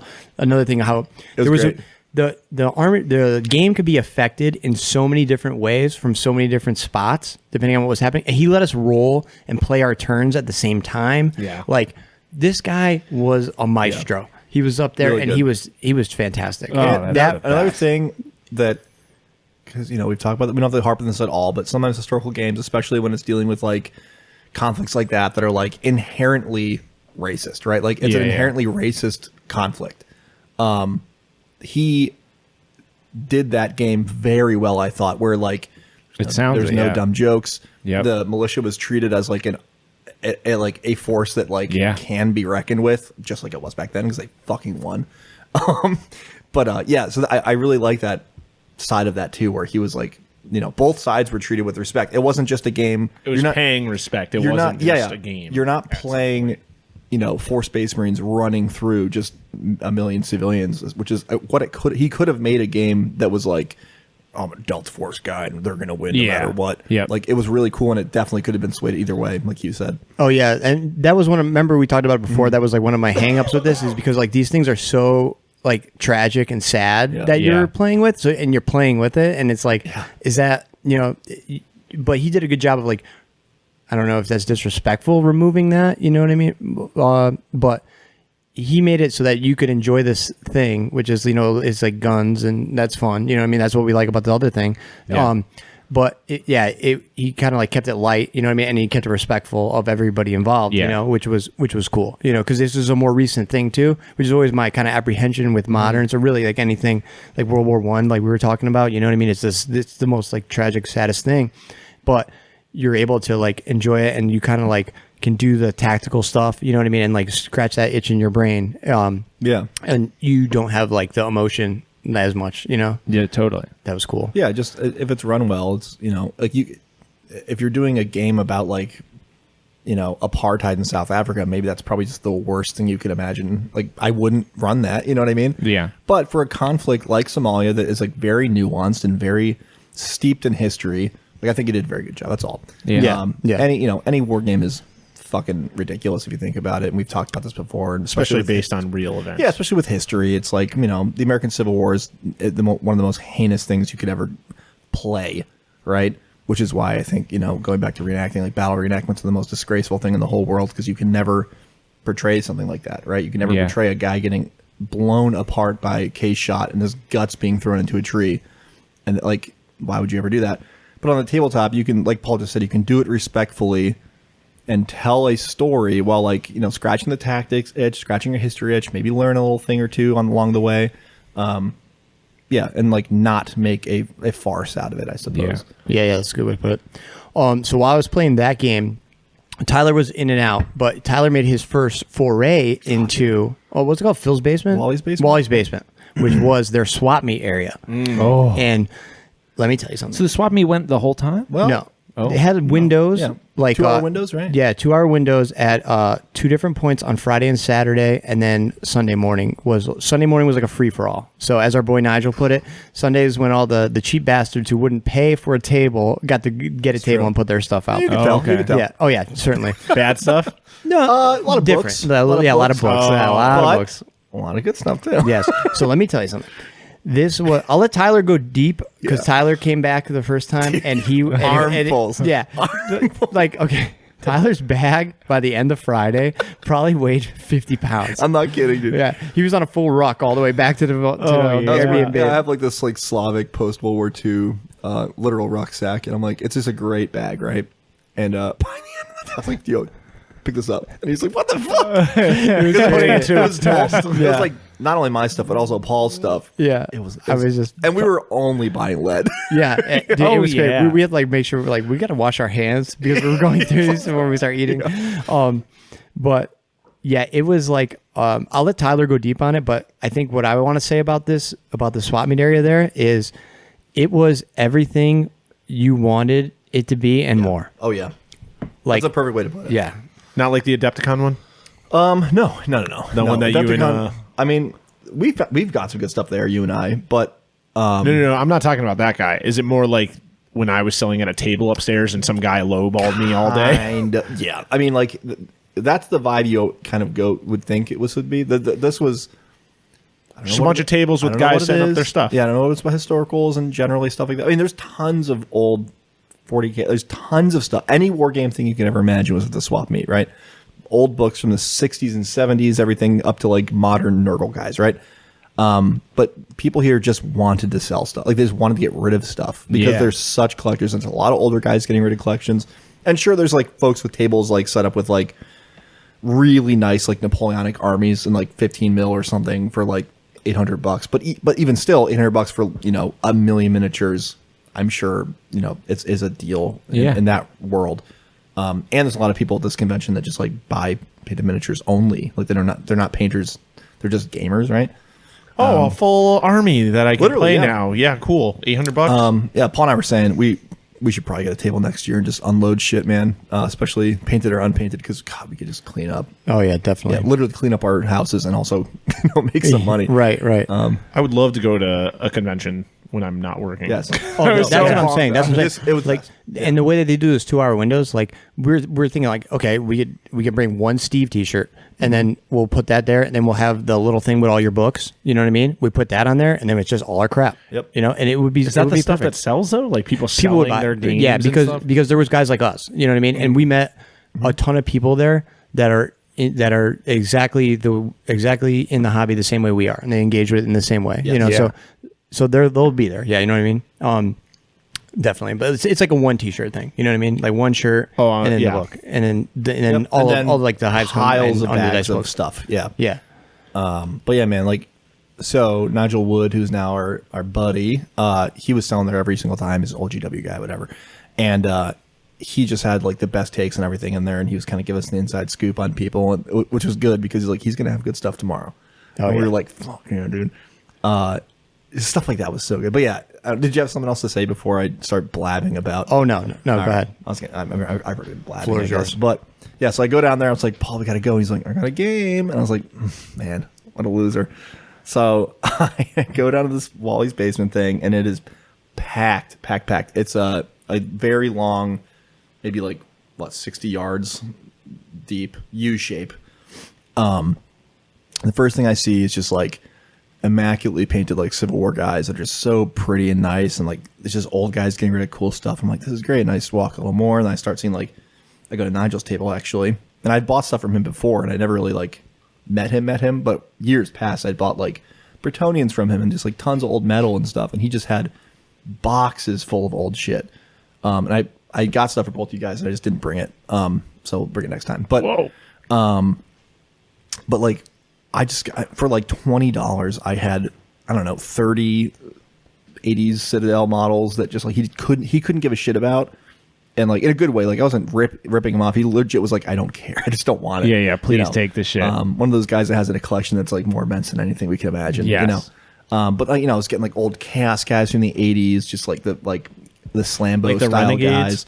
guys. Some Renegades were in there. Really like kind of like totally not GW miniatures that are like knockoffs from the 80s and 90s, like just the coolest shit. I got there was a set of, was it Kev Adams did these, because he had done the zombies, I think, for second edition, the metal zombies. He did those. So somebody commissioned him within the last couple of years to do like a sister unit to those zombies. And I got those from him. So there's a couple mounted guys, like 20 infantry guys. They're all so Mordheimy and awesome. Just so much stuff. And then, just going through and just buying like blisters of Foundry miniatures for like $1. Oh, hell yeah. Which is, they're like 16 pounds on the Foundry site, and there's the same miniatures, just older packaging. Yeah. So it's like, $20 for 8 models, and I was getting them for like $1 or $2. Like, it's just the most insane shit where I had no impulse control, like at all. Oh, dude. At this point, that's like At so conventions, Yeah. I feel like we've all lived it. Yes. Like you have no input. Like cool model, need it. Oh, Yeah. it was only a couple bucks. Yep. And it's like something Yeah. where like I bought like 2 blister packs of like Foundry Napoleonic, like Russian, I almost said Soviet, Russian Napoleonic infantry, like grenadiers, and I was like, well, I don't need these guys at all, and I probably never will. But it was $5 for both of them. I was like, oh, it's like cool models that I can make a little diorama out of, or I could just like eventually paint them just for fun, or sell them or give them away to a friend for $5 or free. So it's like one of those things where I'm like, God, I can't stop. There's the best guy in the world was selling a lot of his collection of stuff, which was like mostly casualties. I remember that photo. Yeah. So I'm trying to find, I forget his name right now. I feel so bad. But this guy, he set up in the main room too. He wasn't even at Wally's. He was there the whole weekend selling like a bunch of his collection. And I think his name was Bruce, right? Brucey. Yeah, I think it was Fuck, Bruce. This Yeah. is so bad. This is the worst because he was like my best friend. Anyway, he was very awesome. He had the most insanely, basically free prices for all these, like hundreds of casualty miniatures, stuff he had painted in like the 80s and 90s. Come to find out, I mean, it's pretty obvious, but he was missing his right arm. And he's like, I talked to him a lot through all the days. And he'd lost his arm about 25 years ago and he stopped painting then. But he still collected and still, commissioned people and things. But so a lot of the stuff he was selling was like old stuff that he had painted, which made it even more important to me because I'm like such a nostalgic, history-minded freak. I'm like, I must protect this. So one of the times I came back, it was like later on Saturday, which is kind of jumping ahead, but he like just gifted me because I bought collectively I probably spent like $40 with him, which was not a lot, but like it was so much of his stuff that because I was like, dude, The prices were insane. I told him that. I was like, hey man, like just so you know, after I bought the first 10 casualty Trays. flats essentially, so he was selling for $3 like 10 really nice casualties, like metal casualties on like a cardboard cutout. Okay. And you could buy, and if you bought more, the price would get less. So if you bought like 10 trays, it would be $20. It was fucked up. And that's got to be like so below whatever they are. Oh yeah, you couldn't even cast them ourselves for that. No. These models are at the low end $1 or $2 a piece, and they're $3 for 10 of them. He was, He just wanted and then gone. less. Yeah, literally. And I told him, I was like, hey man, like as I was buying the first man, I was like, these are worth a decent amount. He's like, I don't care. He's just like, I don't give a shit, man. Like whatever. He said it very more eloquently, but he's like, I'm just, I'm getting out of a lot of this stuff and I haven't used a lot of it, and just I'm older and whatever. And I was like, yeah, I get it. But anyway, so he gifted me this beautiful, beautiful, beautiful Prussian officer, like mounted officer from like the American Revolution era. Because he just liked me, and I talked to him and didn't like We're best friends. grunt at him.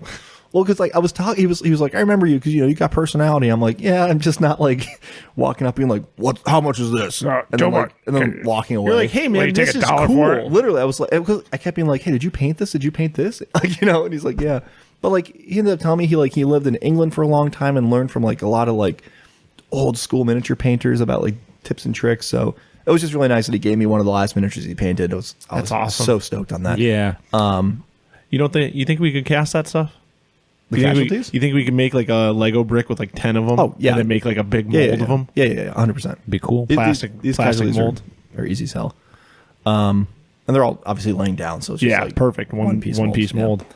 Anyway, I could talk about this forever, but Yeah, great experience. That was really cool to see. Yeah, it was amazing because we rounded the corner. So that was like Friday morning when we met that guy for the first time. yeah, his name was Bruce, by the way. Definitely. We rounded the corner, and I'm looking, and then Tyler's like, "Paul, you see his couches?" And I'm like, "Holy shit!" There was so many couches, so many different sculpts, and like for Tyler to have not seen some of them before was pretty astonishing. cool, yeah. He was really in heaven. That was really cool to see. Mr. Bodybag himself. Yeah. So then we went. That was our Friday morning, right? So then at that point we have a little bit of a gap between. I think did Wally's open again before we went back to the house? I can't remember. Yeah, I think it opened at 2. So then we went in there. We did another round. So that was cool because they were like holding the door shut. They wouldn't let you into the thing, So then we just walked into the main vendor area where like the retail guys are. Yeah. We just went underneath the thing and walked in there. So that's when we met Nigel, who was like once again, confidence is key. You walk up, talk to somebody like you know the guy, right? And then all of a sudden we're in there. You know what I mean? It was cool as hell. Like so. I was intending to meet him through a friend, like through an Instagram friend. He was like, "You got to check out my buddy. He's there, And then Tyler's like, "Oh, I know that guy, And I've been buying off him for years, And like he said, the coolest guy, So he was giving us the whole scoop on the whole thing, what he's been working on lately. He's got a cool thing coming out probably later this year or next year, which I'm sure we'll talk about that later. But that was really cool to meet that guy. He was awesome. So we did a little shopping, picked up some things. Then we went back to the house and we were hanging out with Eric Bone Spoon, who was one of the award winners for painted warband at Nemo this year, and part of the Union Gang crew. And he was getting some stuff ready for Dave Taylor's painting contest the next day. So we didn't bring anything like was it brush wielders? No, it was. I think he's just running it under HMGS, like the Historicon painting contest. The sanction. So it's only half of Saturday essentially. So they put the miniatures out. They collect the miniatures, put them out, and judge them, and give them back within a 6-hour period. Yeah, something. Yeah, nice and quick. Yeah, not, it's nice and not quick. spending all day. Yeah, I think submissions closed probably hours. It might have closed. They started at 10, I think, and then he stopped taking them at 12 or 12:30. Then he gave them back to us by 6. Yeah, that's what it was. Yep, That's perfect. Yeah, so Tyler and I didn't bring anything. We might have talked about it, but we didn't bring anything or plan anything, ahead of time. So I wasn't even going to bring miniatures to this thing, but I was like, well, maybe I'll grab something. Yeah. So I just grabbed my my hard case, and then Tyler had whatever he had that was in the boxes for Vortex, and then he grabbed a couple things from his house before he left. And then we get there, and Eric had a couple things he was going to put in. He did a bust. He did a diorama, the Flames of Orion diorama. He had a beautiful superhero bust. And all of his stuff, by the way, was so good. Yeah, it was so the very diorama that he put in for our Rusted Demon. It was literally the next up, right? So it just missed out, and I was so bummed about that. And then he showed it to us again, and he had improved it to a point where I was like, "This would have fucking gotten." Yeah, this is sick. Crazy. Yeah, it was no mercy. It was one mech was down, and the guy was standing over him for the kill shot in this little valley. And there's this pilot running away. Yeah, it so was good. so sick. But he fixed scale. So one of the things we said at our convention was the barbed wire scales kind of fix everything. It's so good. Anyway. Yeah, it was sick. So then, I opened my box. I wasn't sure what was in there, So I'm looking through, and we were picking out what we're gonna do and what we're gonna put in there. And then we're like, okay, what's wrong with these? Let's fix it.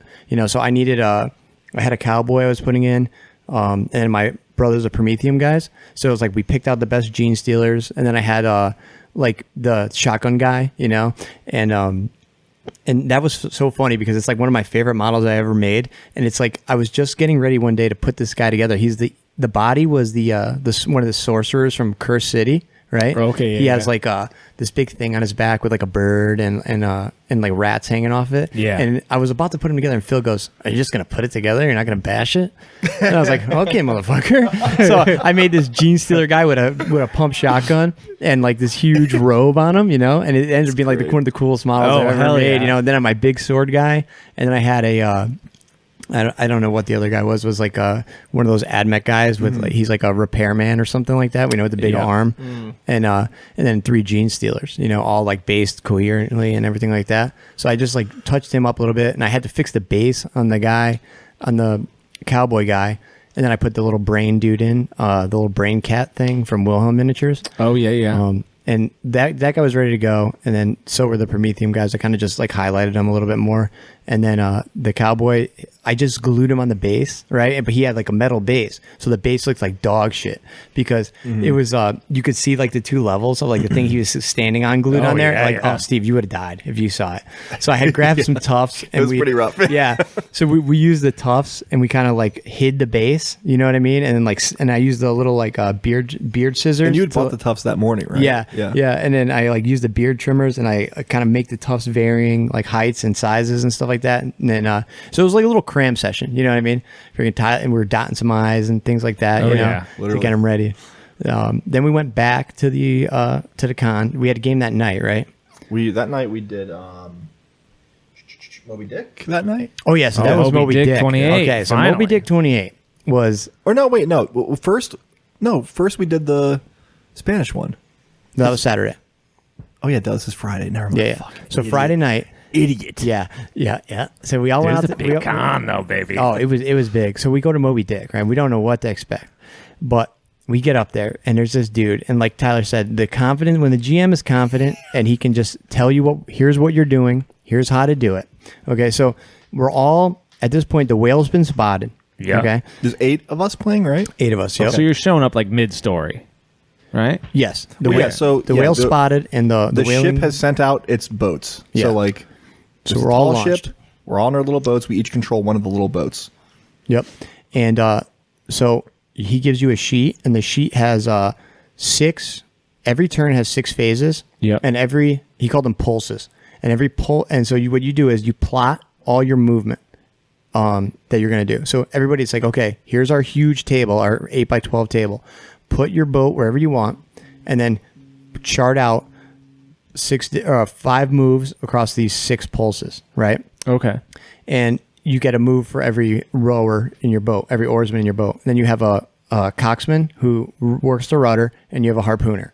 And you have 6 spots to put in up to 5 it's moves. 4. Up to 4 moves, because each rower, right? Is that what it was? Oh, yeah. There's 4. Yeah, so 4 moves. It doesn't matter. Yeah. It doesn't matter. Right. So then, and the whale moves on the 2nd and 4th pulse of every turn. And when the whale's injured, he moves on the 3rd pulse as well. So he moves up to 3 times a turn. So he's getting It's like cool. aggressive. Yeah. Right. And so everything's like randomized. So he has the players roll, and then that's where the whale breaches, and then the way the whale turns is determined by the roll, and how far he moves is determined by the roll. Oh, cool. So the whale is completely fucking random. everything It's up. chaotic. Yeah, that's sick. And all your movement has to be plotted before the turn begins. So you could just be getting. You could be yourself going fucked. away. Yeah, like Tyler for most of this game was moving away from the whale was I was just just kind of like skirting around, which is kind of cool because like historically that really actually makes sense.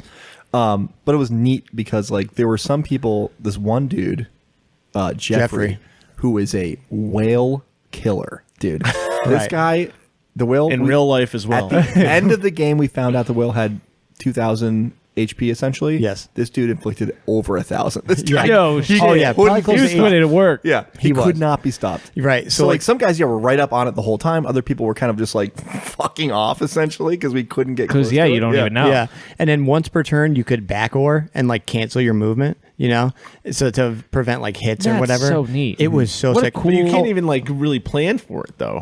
You'd have to. You'd have to kind of know where it starts, right? Yeah, which you which kind you of know do. where it starts. Yep. So you have to like almost. Well, I know the dice can move them this far, Exactly. and Yep. maybe this Literally, direction. Yeah. So you're like, it's a gamble of like, okay, I want to get up on its right or left side, whatever, to be able to be in harpoon range. So if I do like a forward left, I'll get in the, I'll know I'll be Is it like close to Gasland it. template type of thing, or is It's it just a hex. Okay. So like your Yeah. guy's on a hex, and then you just put the hex in any. Oh, okay, gotcha. Right. And that's- So you're on a hex, right? So you're moving straight ahead, or you're moving 45 degrees Yep, to the yep, left yep. or right. And the way he would do it is, okay, so if I'm moving right, I take the I take a spare hex, I put it on the front right of mine, and then I take my ship and I put my ship there, and it's facing that direction now. And I take the other one out. So you move that way. So there is some predictability. Yeah. That's cool. Yeah, but like what was so wild is like it's random, like where his tail's going to come up, if he's going to dive, if he's going to stay up on the surface, how he's going to move around. Crashing through you guys. And if you make your shot, and then there's a couple different ways that your boat can get hurt and like affected. Like if you hit another boat, then you have to roll to see if anybody falls off. Yep. If you get splashed by the tail, you can get knocked off the boat. So you can lose rowers. Yeah, and when you lose a rower, you lose an input. Yeah. Right? It's so good, yeah. And then you have to like try and circle back and pick them up. Every time that the whale gets stuck, the whale bleeds a certain amount that is determined by your throw, right? And so when you would roll a dice to throw your harpoon, you're rolling to hit, see if it sticks in there, and then whether or not it or how many blood tokens come out of it, right? So then once you're hooked and you're stuck, you do a damage roll. So you can do 10 to 99 damage, something like that, and then you're on a sleigh ride. Now your status changes, so now you're hanging on to the thing. Oh, hell depending on how the whale's moving, This is you have sick. to make rolls that are penalized for your men to stay in the boat, because at that point you're just hanging on, and at the end of the turn, if you're still hooked into the whale, you roll again, see if you stay hooked and how much residual damage you do to the whale. So hanging on to the whale, you're damaging it the whole time, cool. Yeah, and then the he would take the blood tokens, and he would put sharks in the water. Right? I knew there And was for every blood token in there, the sharks make a move. So these sharks would move like And eat 20 the guys times. that are falling over. They move like 20 times. And that's right? randomized. And that's So- randomized too, depending on the trail of the blood in the current, right? Yeah. And if that runs them over a sailor in the water, that sailor's gone. Oh, yeah. The first one he picks him up. Yeah. This is crunchy, but it's like not really too crunchy. We are explaining every single thing. It was so simple. It was so easy and simple to learn. And the best part is that the guy running it knew it's. So he wrote He's it. been working on this for over 15 years. The whale, by the way, you should mention, we didn't even talk about this. The whale is sculpted from foam and painted. And like everything is like DIY. There's for a this tail. guy. There's a head coming Yeah, out. And there's different whales. Yeah, to he had be different phases So there's of the whales. Breaching whales. There's a whale that has a boat in its mouth that's like crunching. Oh, so cool. Dude, it's so great. The whale that was out of the water had a guy wrapped up in the line of the harpoon pinned against the side of it. So just like sick. in the movie. It was sick. It was Captain just so Ahab fun. there? Ahab was back on the boat. Was on the ship. 'Cause Yeah, this is like the first foray with Moby Dick. But dude, it was so great. And Yeah, so he but did a like great if job. we didn't know anything, he would just say like, "Oh, roll 2d10." That's it, and Yeah. I'll tell you what happens. So cool. Yeah, perfect GM. We did have one guy in the game that, for lack of everyone telling him the rules 400 times at the end of the game, was apparently cheating because he didn't understand that he was only allowed to move forward. Right. That's me. That's what I do. I mean, this guy this sucked. guy was insufferable. Yeah, so but, am I. but the best part is that we had one bad egg in the whole bunch, but it didn't fucking matter because the turns were so quick. Dude, and then if he fucked up, it was only hurting himself. Yeah, It was the great. terrain is so sick. Like you just every little piece is cinematic. That each of the model, like each of the different poses of the whale. I mean, like shit. How could you not just feel so fucking It was so immersed? immersed. It was so in this Yeah. beautiful game. And we should. I don't know if we've mentioned this yet, but we wrote up a after action report essentially for the weekend that we'll put on maybe the Patreon. Yeah, that'd be sick. That'd be cool. Yeah. Yep.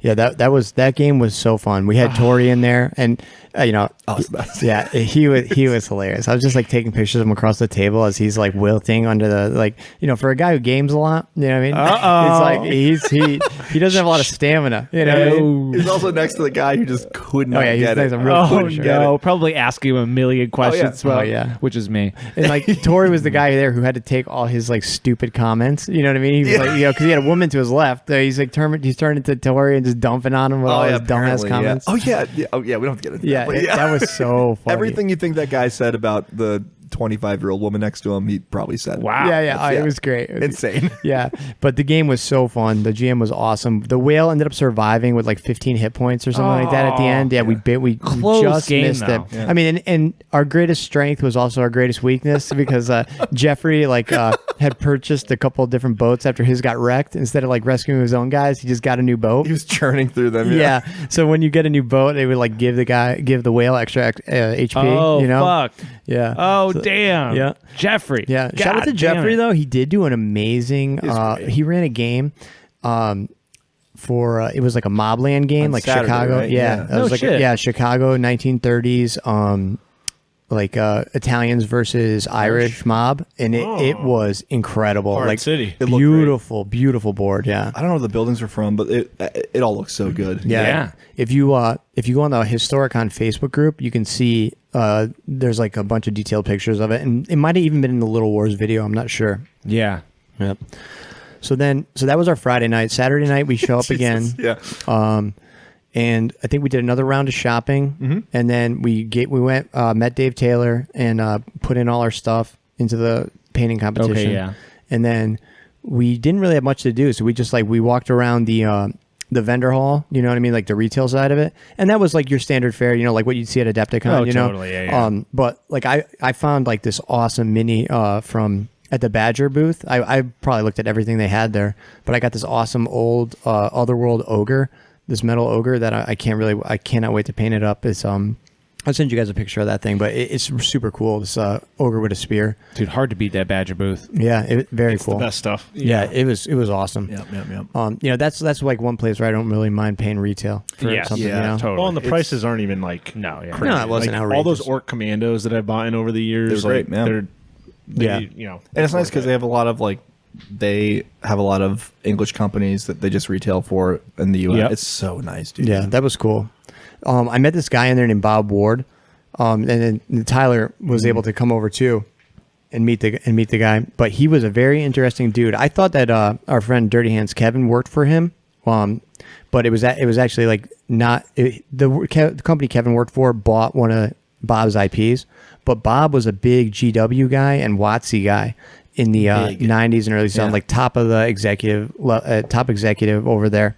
And this dude had, I mean, he was telling me about his journey through wargaming, and it was absolutely, and he was just there shopping, you know. But I heard him talk. I heard the guy I was buying something from recognized him, and I heard them talking. I was like, I gotta talk to this guy. He was amazing. Like, we need to find the American film deg, right? And get that guy to sit down with Bob Ward and do a multi-part series with this dude, because he's probably like Everything's our out in guy. the open, too. Yeah, he's like our American.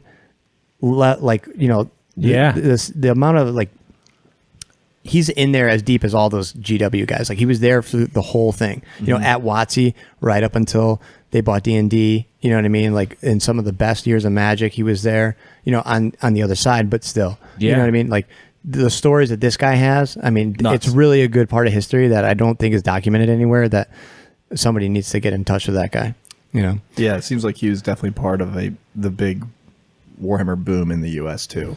Oh, okay, Like, cool. I mean, there's so many dudes in the U.S. Like just Dave Taylor, Jake, who he does the podcast with, this guy. Like, there's so many dudes just all over the U.S. that it's like, I'm sure there could be a film deg type thing going on. I mean, there's around got to here. be somebody around here who can do that kind of stuff. Yeah, somebody's got to get with these guys. Yeah. The Oh yeah, so then we were shopping a little bit there. We found like a really cool booth that was like clearing out some old guys' collection. I found the sickest minis. There's like a dwarf king and a tree stump that I found, and then this other one is a little tree stump about this big with a dwarf inside of it with a crossbow. Ooh. It's like It's old school, like Dude. late 70s probably. Unit filler right there. 4 bases on one. amazing. Dude, it's unbelievable. You got to see. I should have brought it, but it's when you guys see this thing, it's Yeah. unbelievable. Oh, that's Well, first cool. Paul he like pulled it out of this little bin. He's like, "What the fuck is this?" And I was like, "I don't know, man." We're looking at it. He's like, "There's a guy in there." Like We thought it was just like a piece of like shit lead that just like was a miscast or something. But Yeah. It's so good. crazy when you see it. It's unbelievable. And then should we tell them about the little secret thing we got going? Okay, why not? All right. So we little found secret? Yeah, I was gonna keep it secret, but I can't. It was so tough. sick. It's So tough. Spicy. Yeah, I don't know if we found this before or after Blood and Plunder game, but we found like I bought like 60 or 80 A lot. 15 millimeter pirates and sailors. Okay. And then I printed up 4 boats, like big ships, half size. I just reduced them to half size. So I've got it all done. All we got to do is paint it. Oh, baby. And dude, they fit on this ship perfect. Like 20, 30 guys on the big galleon. Dude. And so we're all set. So we can do like 15 just gotta millimeter paint it. pirates. All we got to do is paint it. Let's you know? go. And, yeah, I know. Dude, it's we've sick. been I'm going to get it talking all on about, popsicle sticks. I'll bring it down here that we could do it all nice Each guy and easy. gets a popsicle stand. That's your warband. Yeah. Oh, yeah. Perfect, dude. Oh, And it's so then fun. we were thinking we'll base them like two guys on each little base. Oh, two guys to a base. Yeah, Two because guys we can to- use yeah. like penny-sized bases, and we'll put 2 guys on a base, and then it'll just be perfect. It'll allow us to like keep everything tight, but not super fiddly and falling over. Yeah. And they fit so nicely on these ships. I took the printable scenery ships. Yeah, and yeah. They're a little bit I love fancy, those. but yeah, they It's look much better sick. than going full scale 28 mil galleons to Yeah. play. Oh, for sure. You know, as cool as that is. Yeah, right. But we found out you need a lot of space to play with the big ones. You know what I mean? We'd like have to whereas- put both the boards Yeah, together. we'd have to put We both. would, yeah. And then the thing is, those tables look so sick when they're huge, but they're Yeah. kind of a bitch to reach Oh, into. yeah, you know? yeah. Yeah, reaching across for the I keep wanting to say Drop Site Massacre, the game we played on Thursday. Like reaching across to move my big airship, I could have beefed it 100 times. Like it was super tough when it got to like the middle of the table. So 15 will be. Yeah, it'll be a nice scale that we can do Yeah. a big battle. You know what I mean? So Saturday night, you guys play Blood and Plunder? Yeah, Saturday afternoon we Wow. played Blood and Plunder, and that was amazing. I was mean, there had to be during- 200, 300 minis on this table. It was Wow. absolutely huge. I think it was the most aesthetically interesting board we played on because like there were essentially 3 games happening on this board. Yeah.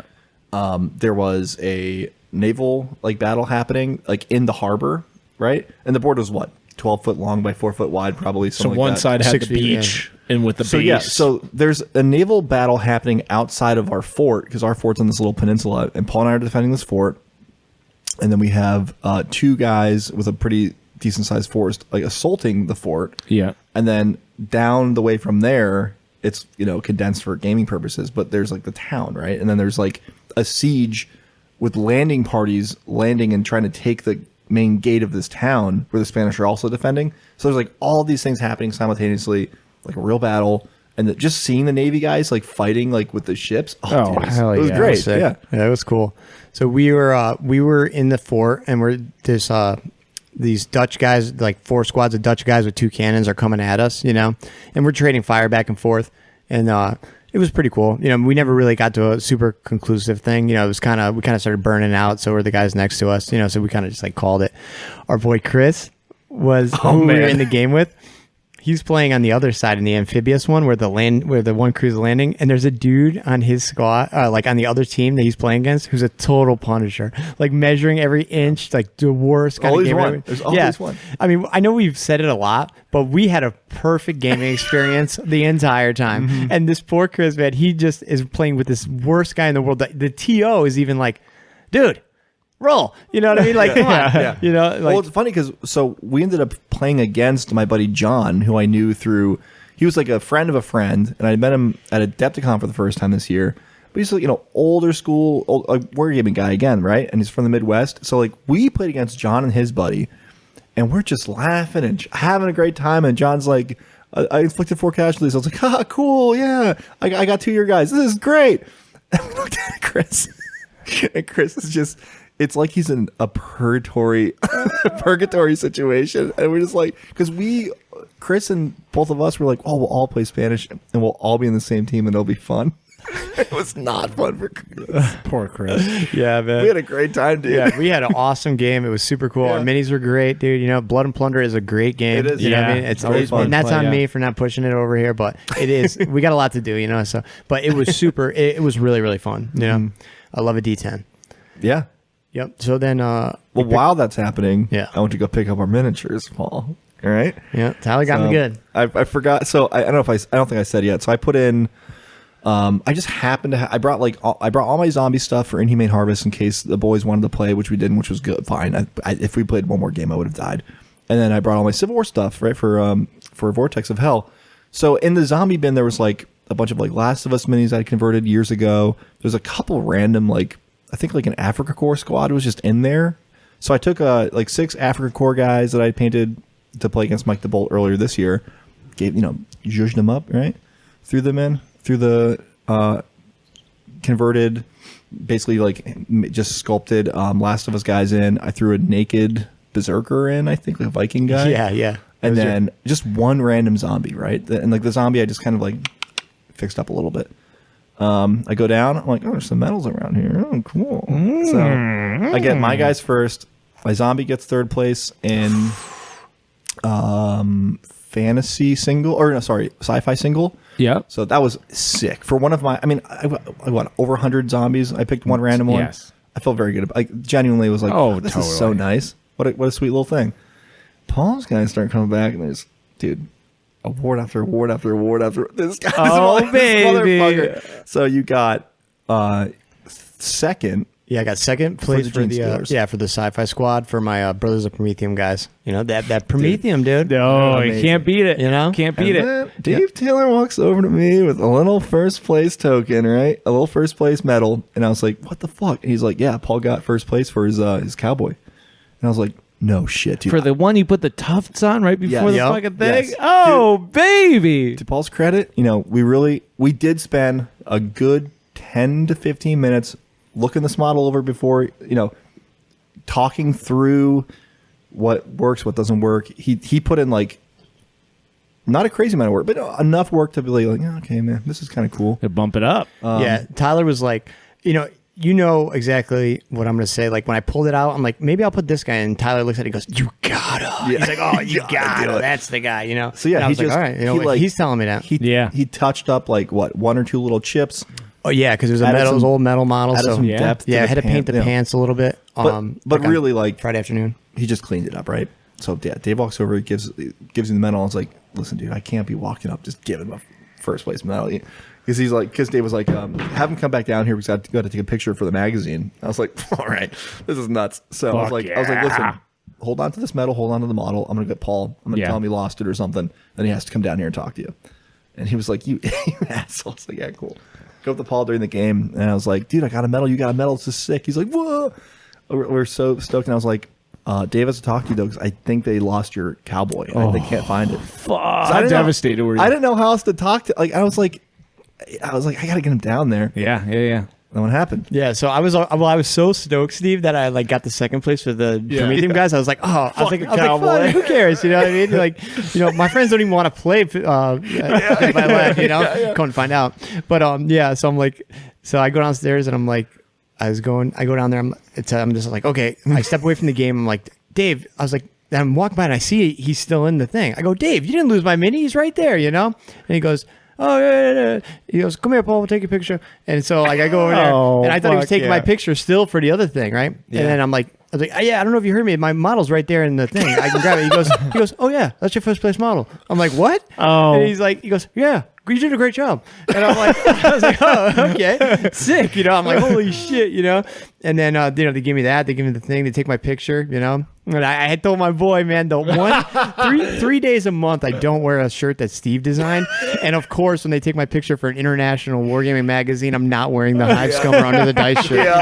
Total. Hey, you know what? Good on you. You got to keep it on the DL. Yeah, I guess you're right.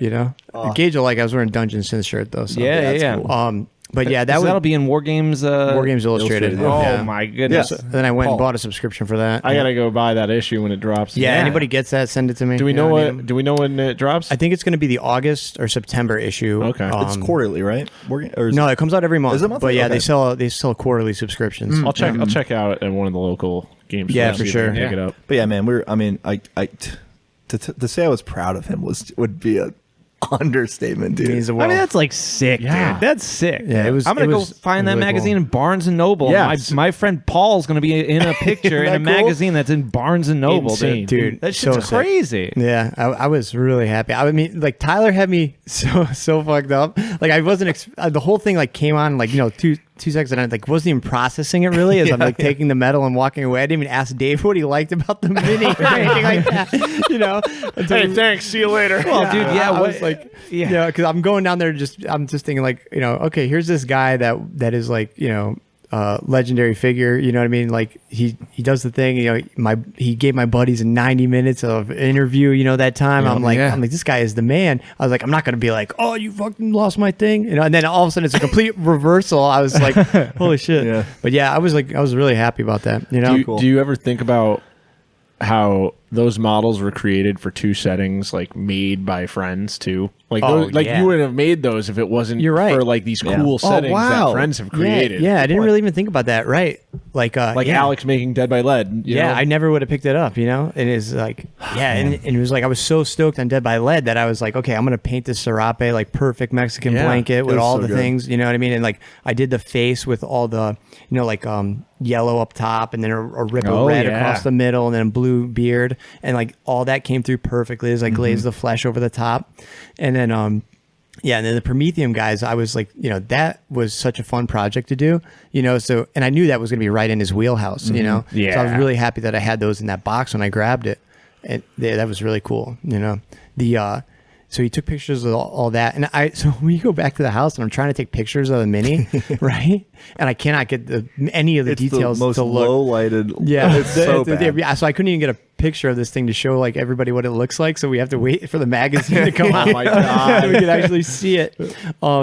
But so that was so funny. And then I'm looking at it later and like I was handling it so much, I rubbed the paint off his face and shit. You know, it's like I rubbed his You nose. didn't even clear coat it? I could have swore I did. Yeah, but I guess not. But I think it was a streaking grime that gave it like a little fragility or something. No, or that gave it its matness. Oh, okay. I thought it was I see. varnished, but I don't think I did. Yeah. Anyways, but yeah, that was so sick. You know, to be recognized for that guy. Next year we're bringing it hard. Oh yeah, We're bringing it definitely. hard. That's what this diorama is for. Like I was talking about. Maybe I'll do 2, count one as a regiment or something. But yeah, dude, we got to defend our. We brought home a lot of hardware, so we got to defend it now. Yeah. So then that goes into Sunday, right? Mm-hmm. And was there anything going on Sunday? So you win these great big awards. Yep. And what do you even do from there? We wait. tested. The highlight of the weekend actually was Saturday night. We all got something to eat after Blood and Plunder, and we go back to the house. It's late, by the way. Right, but and it's late.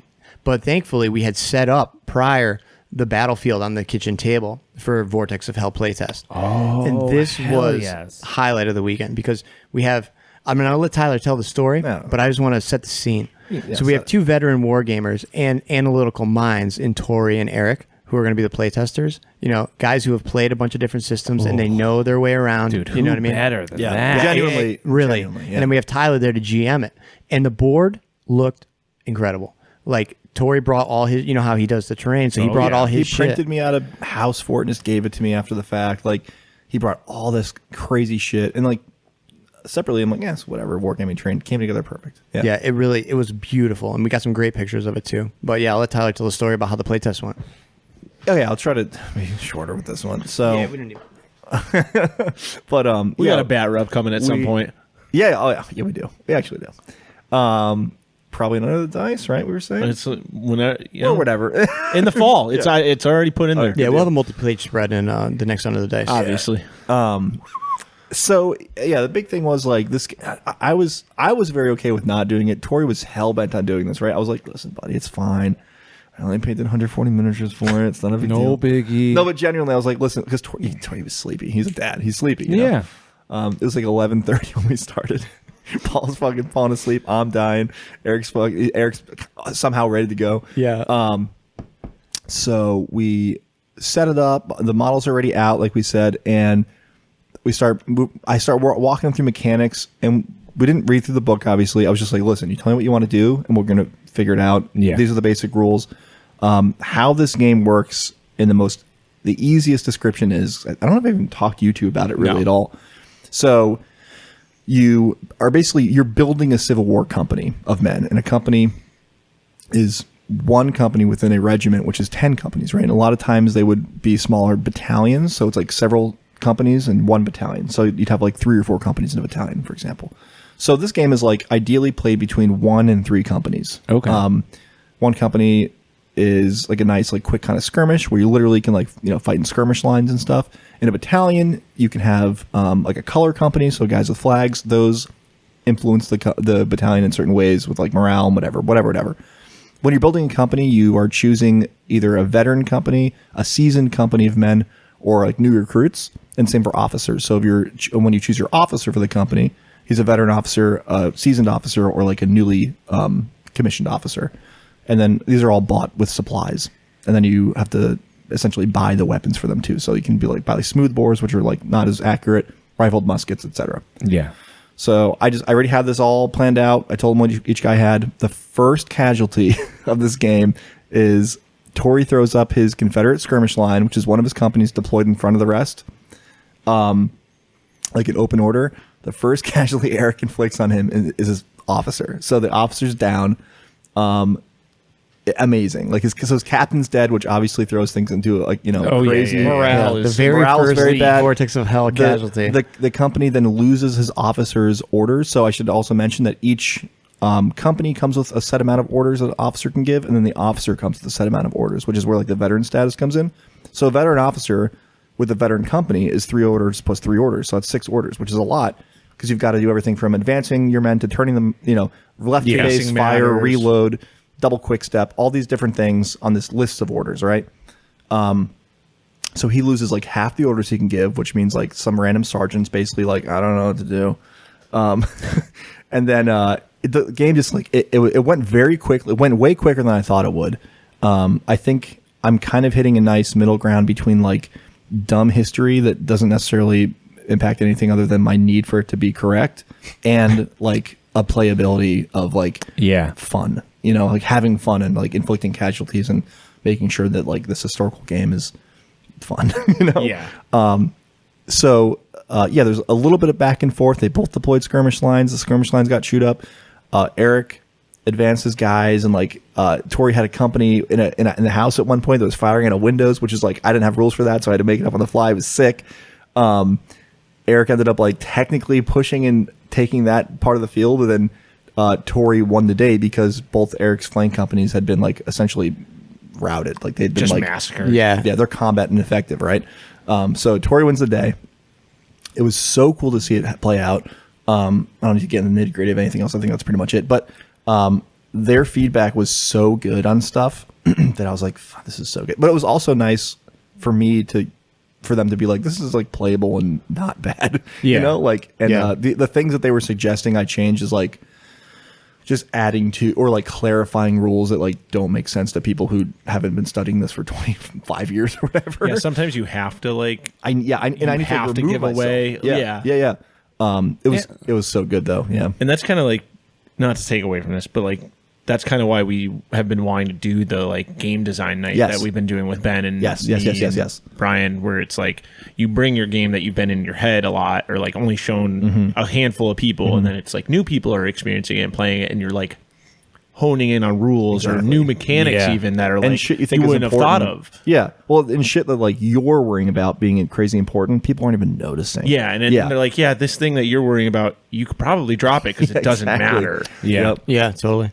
Something we were talking about too is like where you put like a lot of times like Tyler was talking about like the urge to like put your reasoning for a rule or mechanic in the same line with I think that's huge, especially if the rule is like a used like a like heat mechanic in Flames. Not to take away from this, but it's you have to almost convey like what that means or like what it is or like why it's important to you as the person making. But then when is that too much? Like when is my over explanation of like describing what volleying versus independent fire for this context important? So I think it's very important, especially if you're like old GW. You put a little block text in there. That's exactly what we're talking about. Italicized, like hey, from Tyler, like Tyler note. Yeah, like, this is why it's important. So that was what Paul was going to say. I think exactly that. Yep. Oh, dude, it must be great to just see like two dudes who obviously know gaming, right, playing on this beautiful board, and then your minis are on there, and you get to see it all happen, and it's like it brings this sense of like this is really this is a real game. It's real. It's happening. Yeah. It's playable. It's not too in the weeds. So it's individual minis. And we were talking about like we can do trays and stuff for like 20 mil bases, and just because the thing is like you can't really necessarily multi-base guys. You can do them in like groups of 4, so like 2 across or whatever. But sometimes you're going to want your companies to be moving like in a column. So you just can't. Yeah, you got to like. Oh, so 2 across would be appropriate to like. Yeah, it'd be like 4 column, be like 4 across, and then however many deep, right? And then in a battle line, essentially, you're just 2 deep. Yeah, it's sick, man. So anyway, so cool. yeah, it's a lot of like little things that like that I've always had a problem with historical gaming is like officers are never in the right spot, flags are never in the right spot. They never take into account things like it's a little dumb shit, right? And on something at this scale, kind of this zoomed in, I can make sure the captain is on the right of the company because that's where he needs to be historically. But also, there's like a whole like reason why he's there, right? So if I can put that into the game and make sure like the color guard of like the color company is like 9 men because of the reason why it needs to be, and they're not firing because they wouldn't have been, like all these little things that I can make in-game purposes for. To explain to people like, hey, like this is the reason why the captain's here because that's his line of sight. And when you're halted and firing, he can move behind the line, so his line of sight is, a lot wider essentially. Yeah, like you're saying it, I'm envisioning what the rule book looks like already. Like like history fact with Tyler. Like, and then like you explaining that in a little box, sick. and So, I think that's awesome. Every section essentially starts with like a couple sentences of like why it's like that. Like for firing, for example, again, I explain a little bit and then it goes into the rule, right? And then like the next section is like explain a little bit of context and it goes into the rule. So everyone's different. Everyone's different how they see it. But I think you doing it as like when you're almost, because this is my problem with Games Workshop games where everything's so wordy before you get to the rule. Yes. I think it like if you just take it out of the rule context and it's not in the way of the rule and you make it the special thing, because like. Your eyes are going to go to the thing that's special. And it's like, I know in my head reading this book, those are just like blurbs. I can focus on the rules and then 100%. I get all my fluff and like fun stuff from that. Can people find this game in its state anywhere? Not yet. I've sent it out to a couple of folks like Robin's reading through it right now. Torben is, especially early on, was a huge help in just like talking through things with me. And like he was great to bounce things off of because he has really no context of the American Civil War. Which is great. I mean, he obviously knows about it, but like, so it was cool for him to be like, from a gaming point of view, this makes sense. And I was like, good, or like, please explain this, or I want to actually know more about this historical thing. So that he was great. But yeah, so some people have it. I'll probably post it on like the In Rust historical channel sometime soon, and just see if folks really want. And if you're like desperately want to play this game, hit me up. But if you just want to hoard, rule books or whatever, just like wait until it's out. But yeah, it was really cool to see it play out, and I thought, like even just me observing, and I was typing up a battle report on it. It was so cool. There was like 3 different engagements, I guess you could say, on the table at the same time, and they were the flanks kind of played out similarly, but like in just the way it all worked with the orders and the phasing of the turns. Right, it was so cinematic. The way the way Eric's force started to crumble on the edges. You know what I mean? Like, and then there was actually the melee in front of the farmhouse, and that where like Eric actually won that one. But like, just the like the imbalance between the 2 forces, because you had like the line charging the skirmishers, was so cool to see that adjudicated there. It was awesome. Yeah, I think the asymmetry in power and is a very cool thing to explore, even though it can feel really bad. But when there's reasoning and there's so we've talked about this in the pod a bunch when I've been on, at least. But like I love having shitty forces. I think it's cool to like play that story out, right? And like see how long it can last and whatever. That's why I love the supply mechanic of this game. Of like you're buying you are making your force as good as you want it to be, right? So if Paul wants to come in and he was like, well, I've got 50 supplies, which is like enough for like 3 normal companies. Paul can buy like 1 veteran company with 1 veteran officer, buy an extra officer for that company in case the captain dies, the lieutenant can step up and take it without a penalty. Then he can also buy a musician for that company. Then he can, add like extra movement of inches. So he can like fucking min-max a company of guys insanely. Yeah. And then have another shithead company next to him, right? But if like the enemy, even like a new recruit company, if they like volley into that company and inflict 25% casualties, then he's just like that's one turn. Yeah. Depending on the distance, right? Because the distance plays into this. Paul's like super vets are just getting pummeled by like 3 companies of new recruits. So there is like a lot of that thought behind it. I'm like, oh, you actually have to balance units, and you can come in with like a super, heavy hitting company, which might be rad as hell, and they might, if they get the first attack, do great. But yeah, I don't know. It's going to be historically accurate and esports ready. Yeah. Yeah. One and the same. So Sunday, you guys come home. Well, actually, we had a special guest. We had a visitor on Sunday morning. Who was it? What are we talking Special guest. Grey Wire. Oh, Hey! Grey Wire himself, Yeah. He dipped out there, and then we're like, I was like, I don't know, should we even tell Grey to come? And he's like, he's gonna come. So because we were, It wasn't too far for him, right? No, it No, wasn't. no, It wasn't. no. Yeah, it was no big 20 deal. minutes? He didn't. It was great. So he He'd didn't be give a happy to shit. come for Yeah, he was just 45 minutes. he bought a ticket for Sunday. Which, Oh my which God. No. dude, it was. I said the same thing, Steve. I go, no way. I was like, both Tyler, of us were fuck. like, "Fuck, dude, he probably spent like $20 at least for this," and he was like, "It was like $2." Like, Yeah. Okay. Yeah, unbelievable. So he came. We walked around.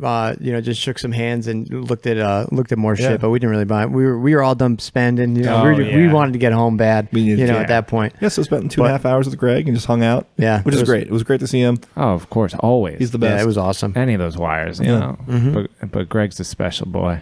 Oh, certainly. He's the best. But that was about it on Sunday. We had at that point we had enough. You know what I mean? Because it was Yeah. but it was an awesome time. Drive back went smooth, no problems. Yeah. So you guys go next year, you think? Oh yeah, definitely. So are This you. this one is Dude, yes. yeah. This is one I don't want to miss. You know what I mean? It was everything that Tori said it was and more. I had such a great time.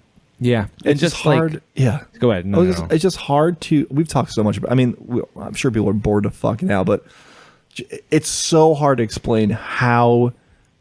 When you hear Historicon, when I hear Historicon, I'm Yes. like, oh, groan, dude. Yes. But like every game, like there's just as many non-historical games happening as historical games, or it's like history with a twist, kind of like what if games, right? We played a fucking airship game in the 1920s where we're like fighting dinosaurs. My German Marines in 1920 something are fighting dinosaurs, and I got just Very as much out of pulpy. that exactly. Yeah. Than if I was playing like just a World War I game. There's so much weird shit happening here. It's the best convention atmosphere I've been to, where like not only is it inviting by most of the folks there, but they want to tell you about their weird games. It's also not GW centric. It's not GW centric. It's very much like our stuff what we put on, where it's like, just come have fun and play this weird Yes. fucking game. I'll hold your hand through it. Yeah, dude. I don't know. It's And just yeah, great. they're very inviting too. Like they had a 40K tournament, I and, heard. and all that shit. They had a huge Blood and Plunder tournament there, and so there's that stuff if that is what you're into. You know what I mean? So and they're very inviting of whatever people want to do, they're going to let you come and do it. Yeah. They're happy to have the volunteers and people run stuff. They'll give you the table space. Tori ran Helm's Deep with the Little Wars guys. He ran 2 games of that on Saturday or Friday, I think, and then Eric. Also designed a Battle in the Mediterranean game that we didn't even touch on, but he stayed up till like 1:32 in the morning on Thursday night. what scale? 1/1000th scale or some crazy shit like that? Yeah, it was crazy. He had this huge ocean, obviously, and he's doing the naval battle there, but they also had like a strategy phase that was played out on a whiteboard Like on a the side of command the table. map. Yeah, it was. Oh, sick. It was really deep, dude. It was sick, and he's an excellent hobbyist, so he had like beautifully painted minis and stuff like that. It was super cool. Those guys did a lot of work for their stuff. It was neat. And it's just like a beautiful thing because it takes so much of what we love about Adepticon. You know what I mean? The weird shit going on, the weird games that are being created and brought just to this event, especially the historical side of it. But and it cuts a lot of the bullshit. A lot of the people, or a lot of just like the tournament play that's just like hyper sweaty and like, play this way. And then you get to see like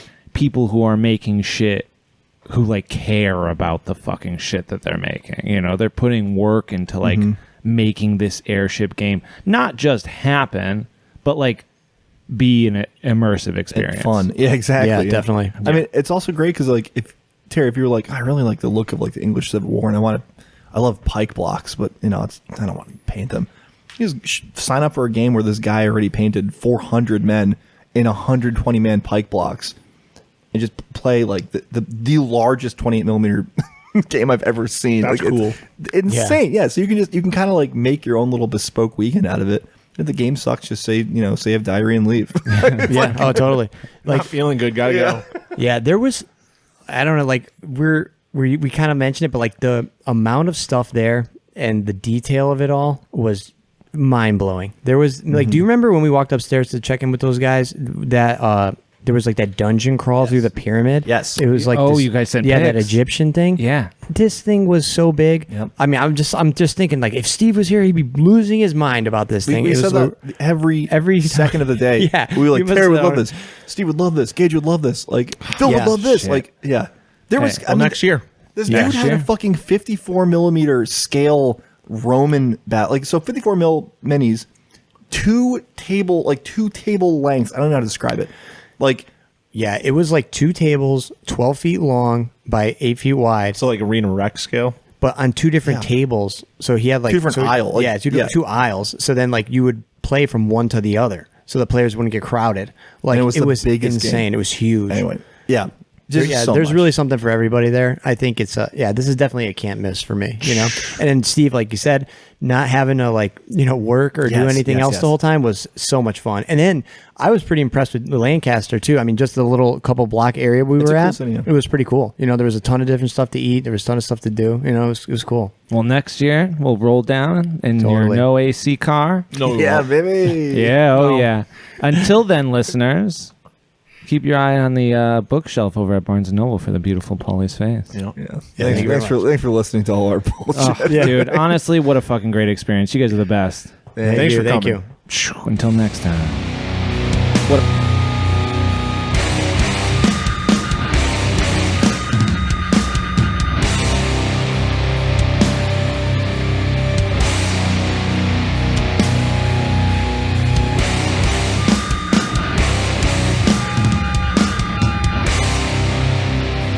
Thanks for checking out this episode of Hive Scum. If you aren't already part of the community, check us out at the In Rust We Trust Discord, which you can find down in the description below. If you have questions you'd like to ask us, you can find our Instagrams down below as well. Or feel free to ask away on the Discord.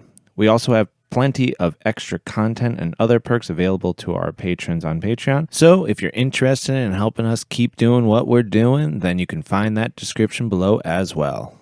Until next time, folks, keep it grimdark and keep it grimy. Peace.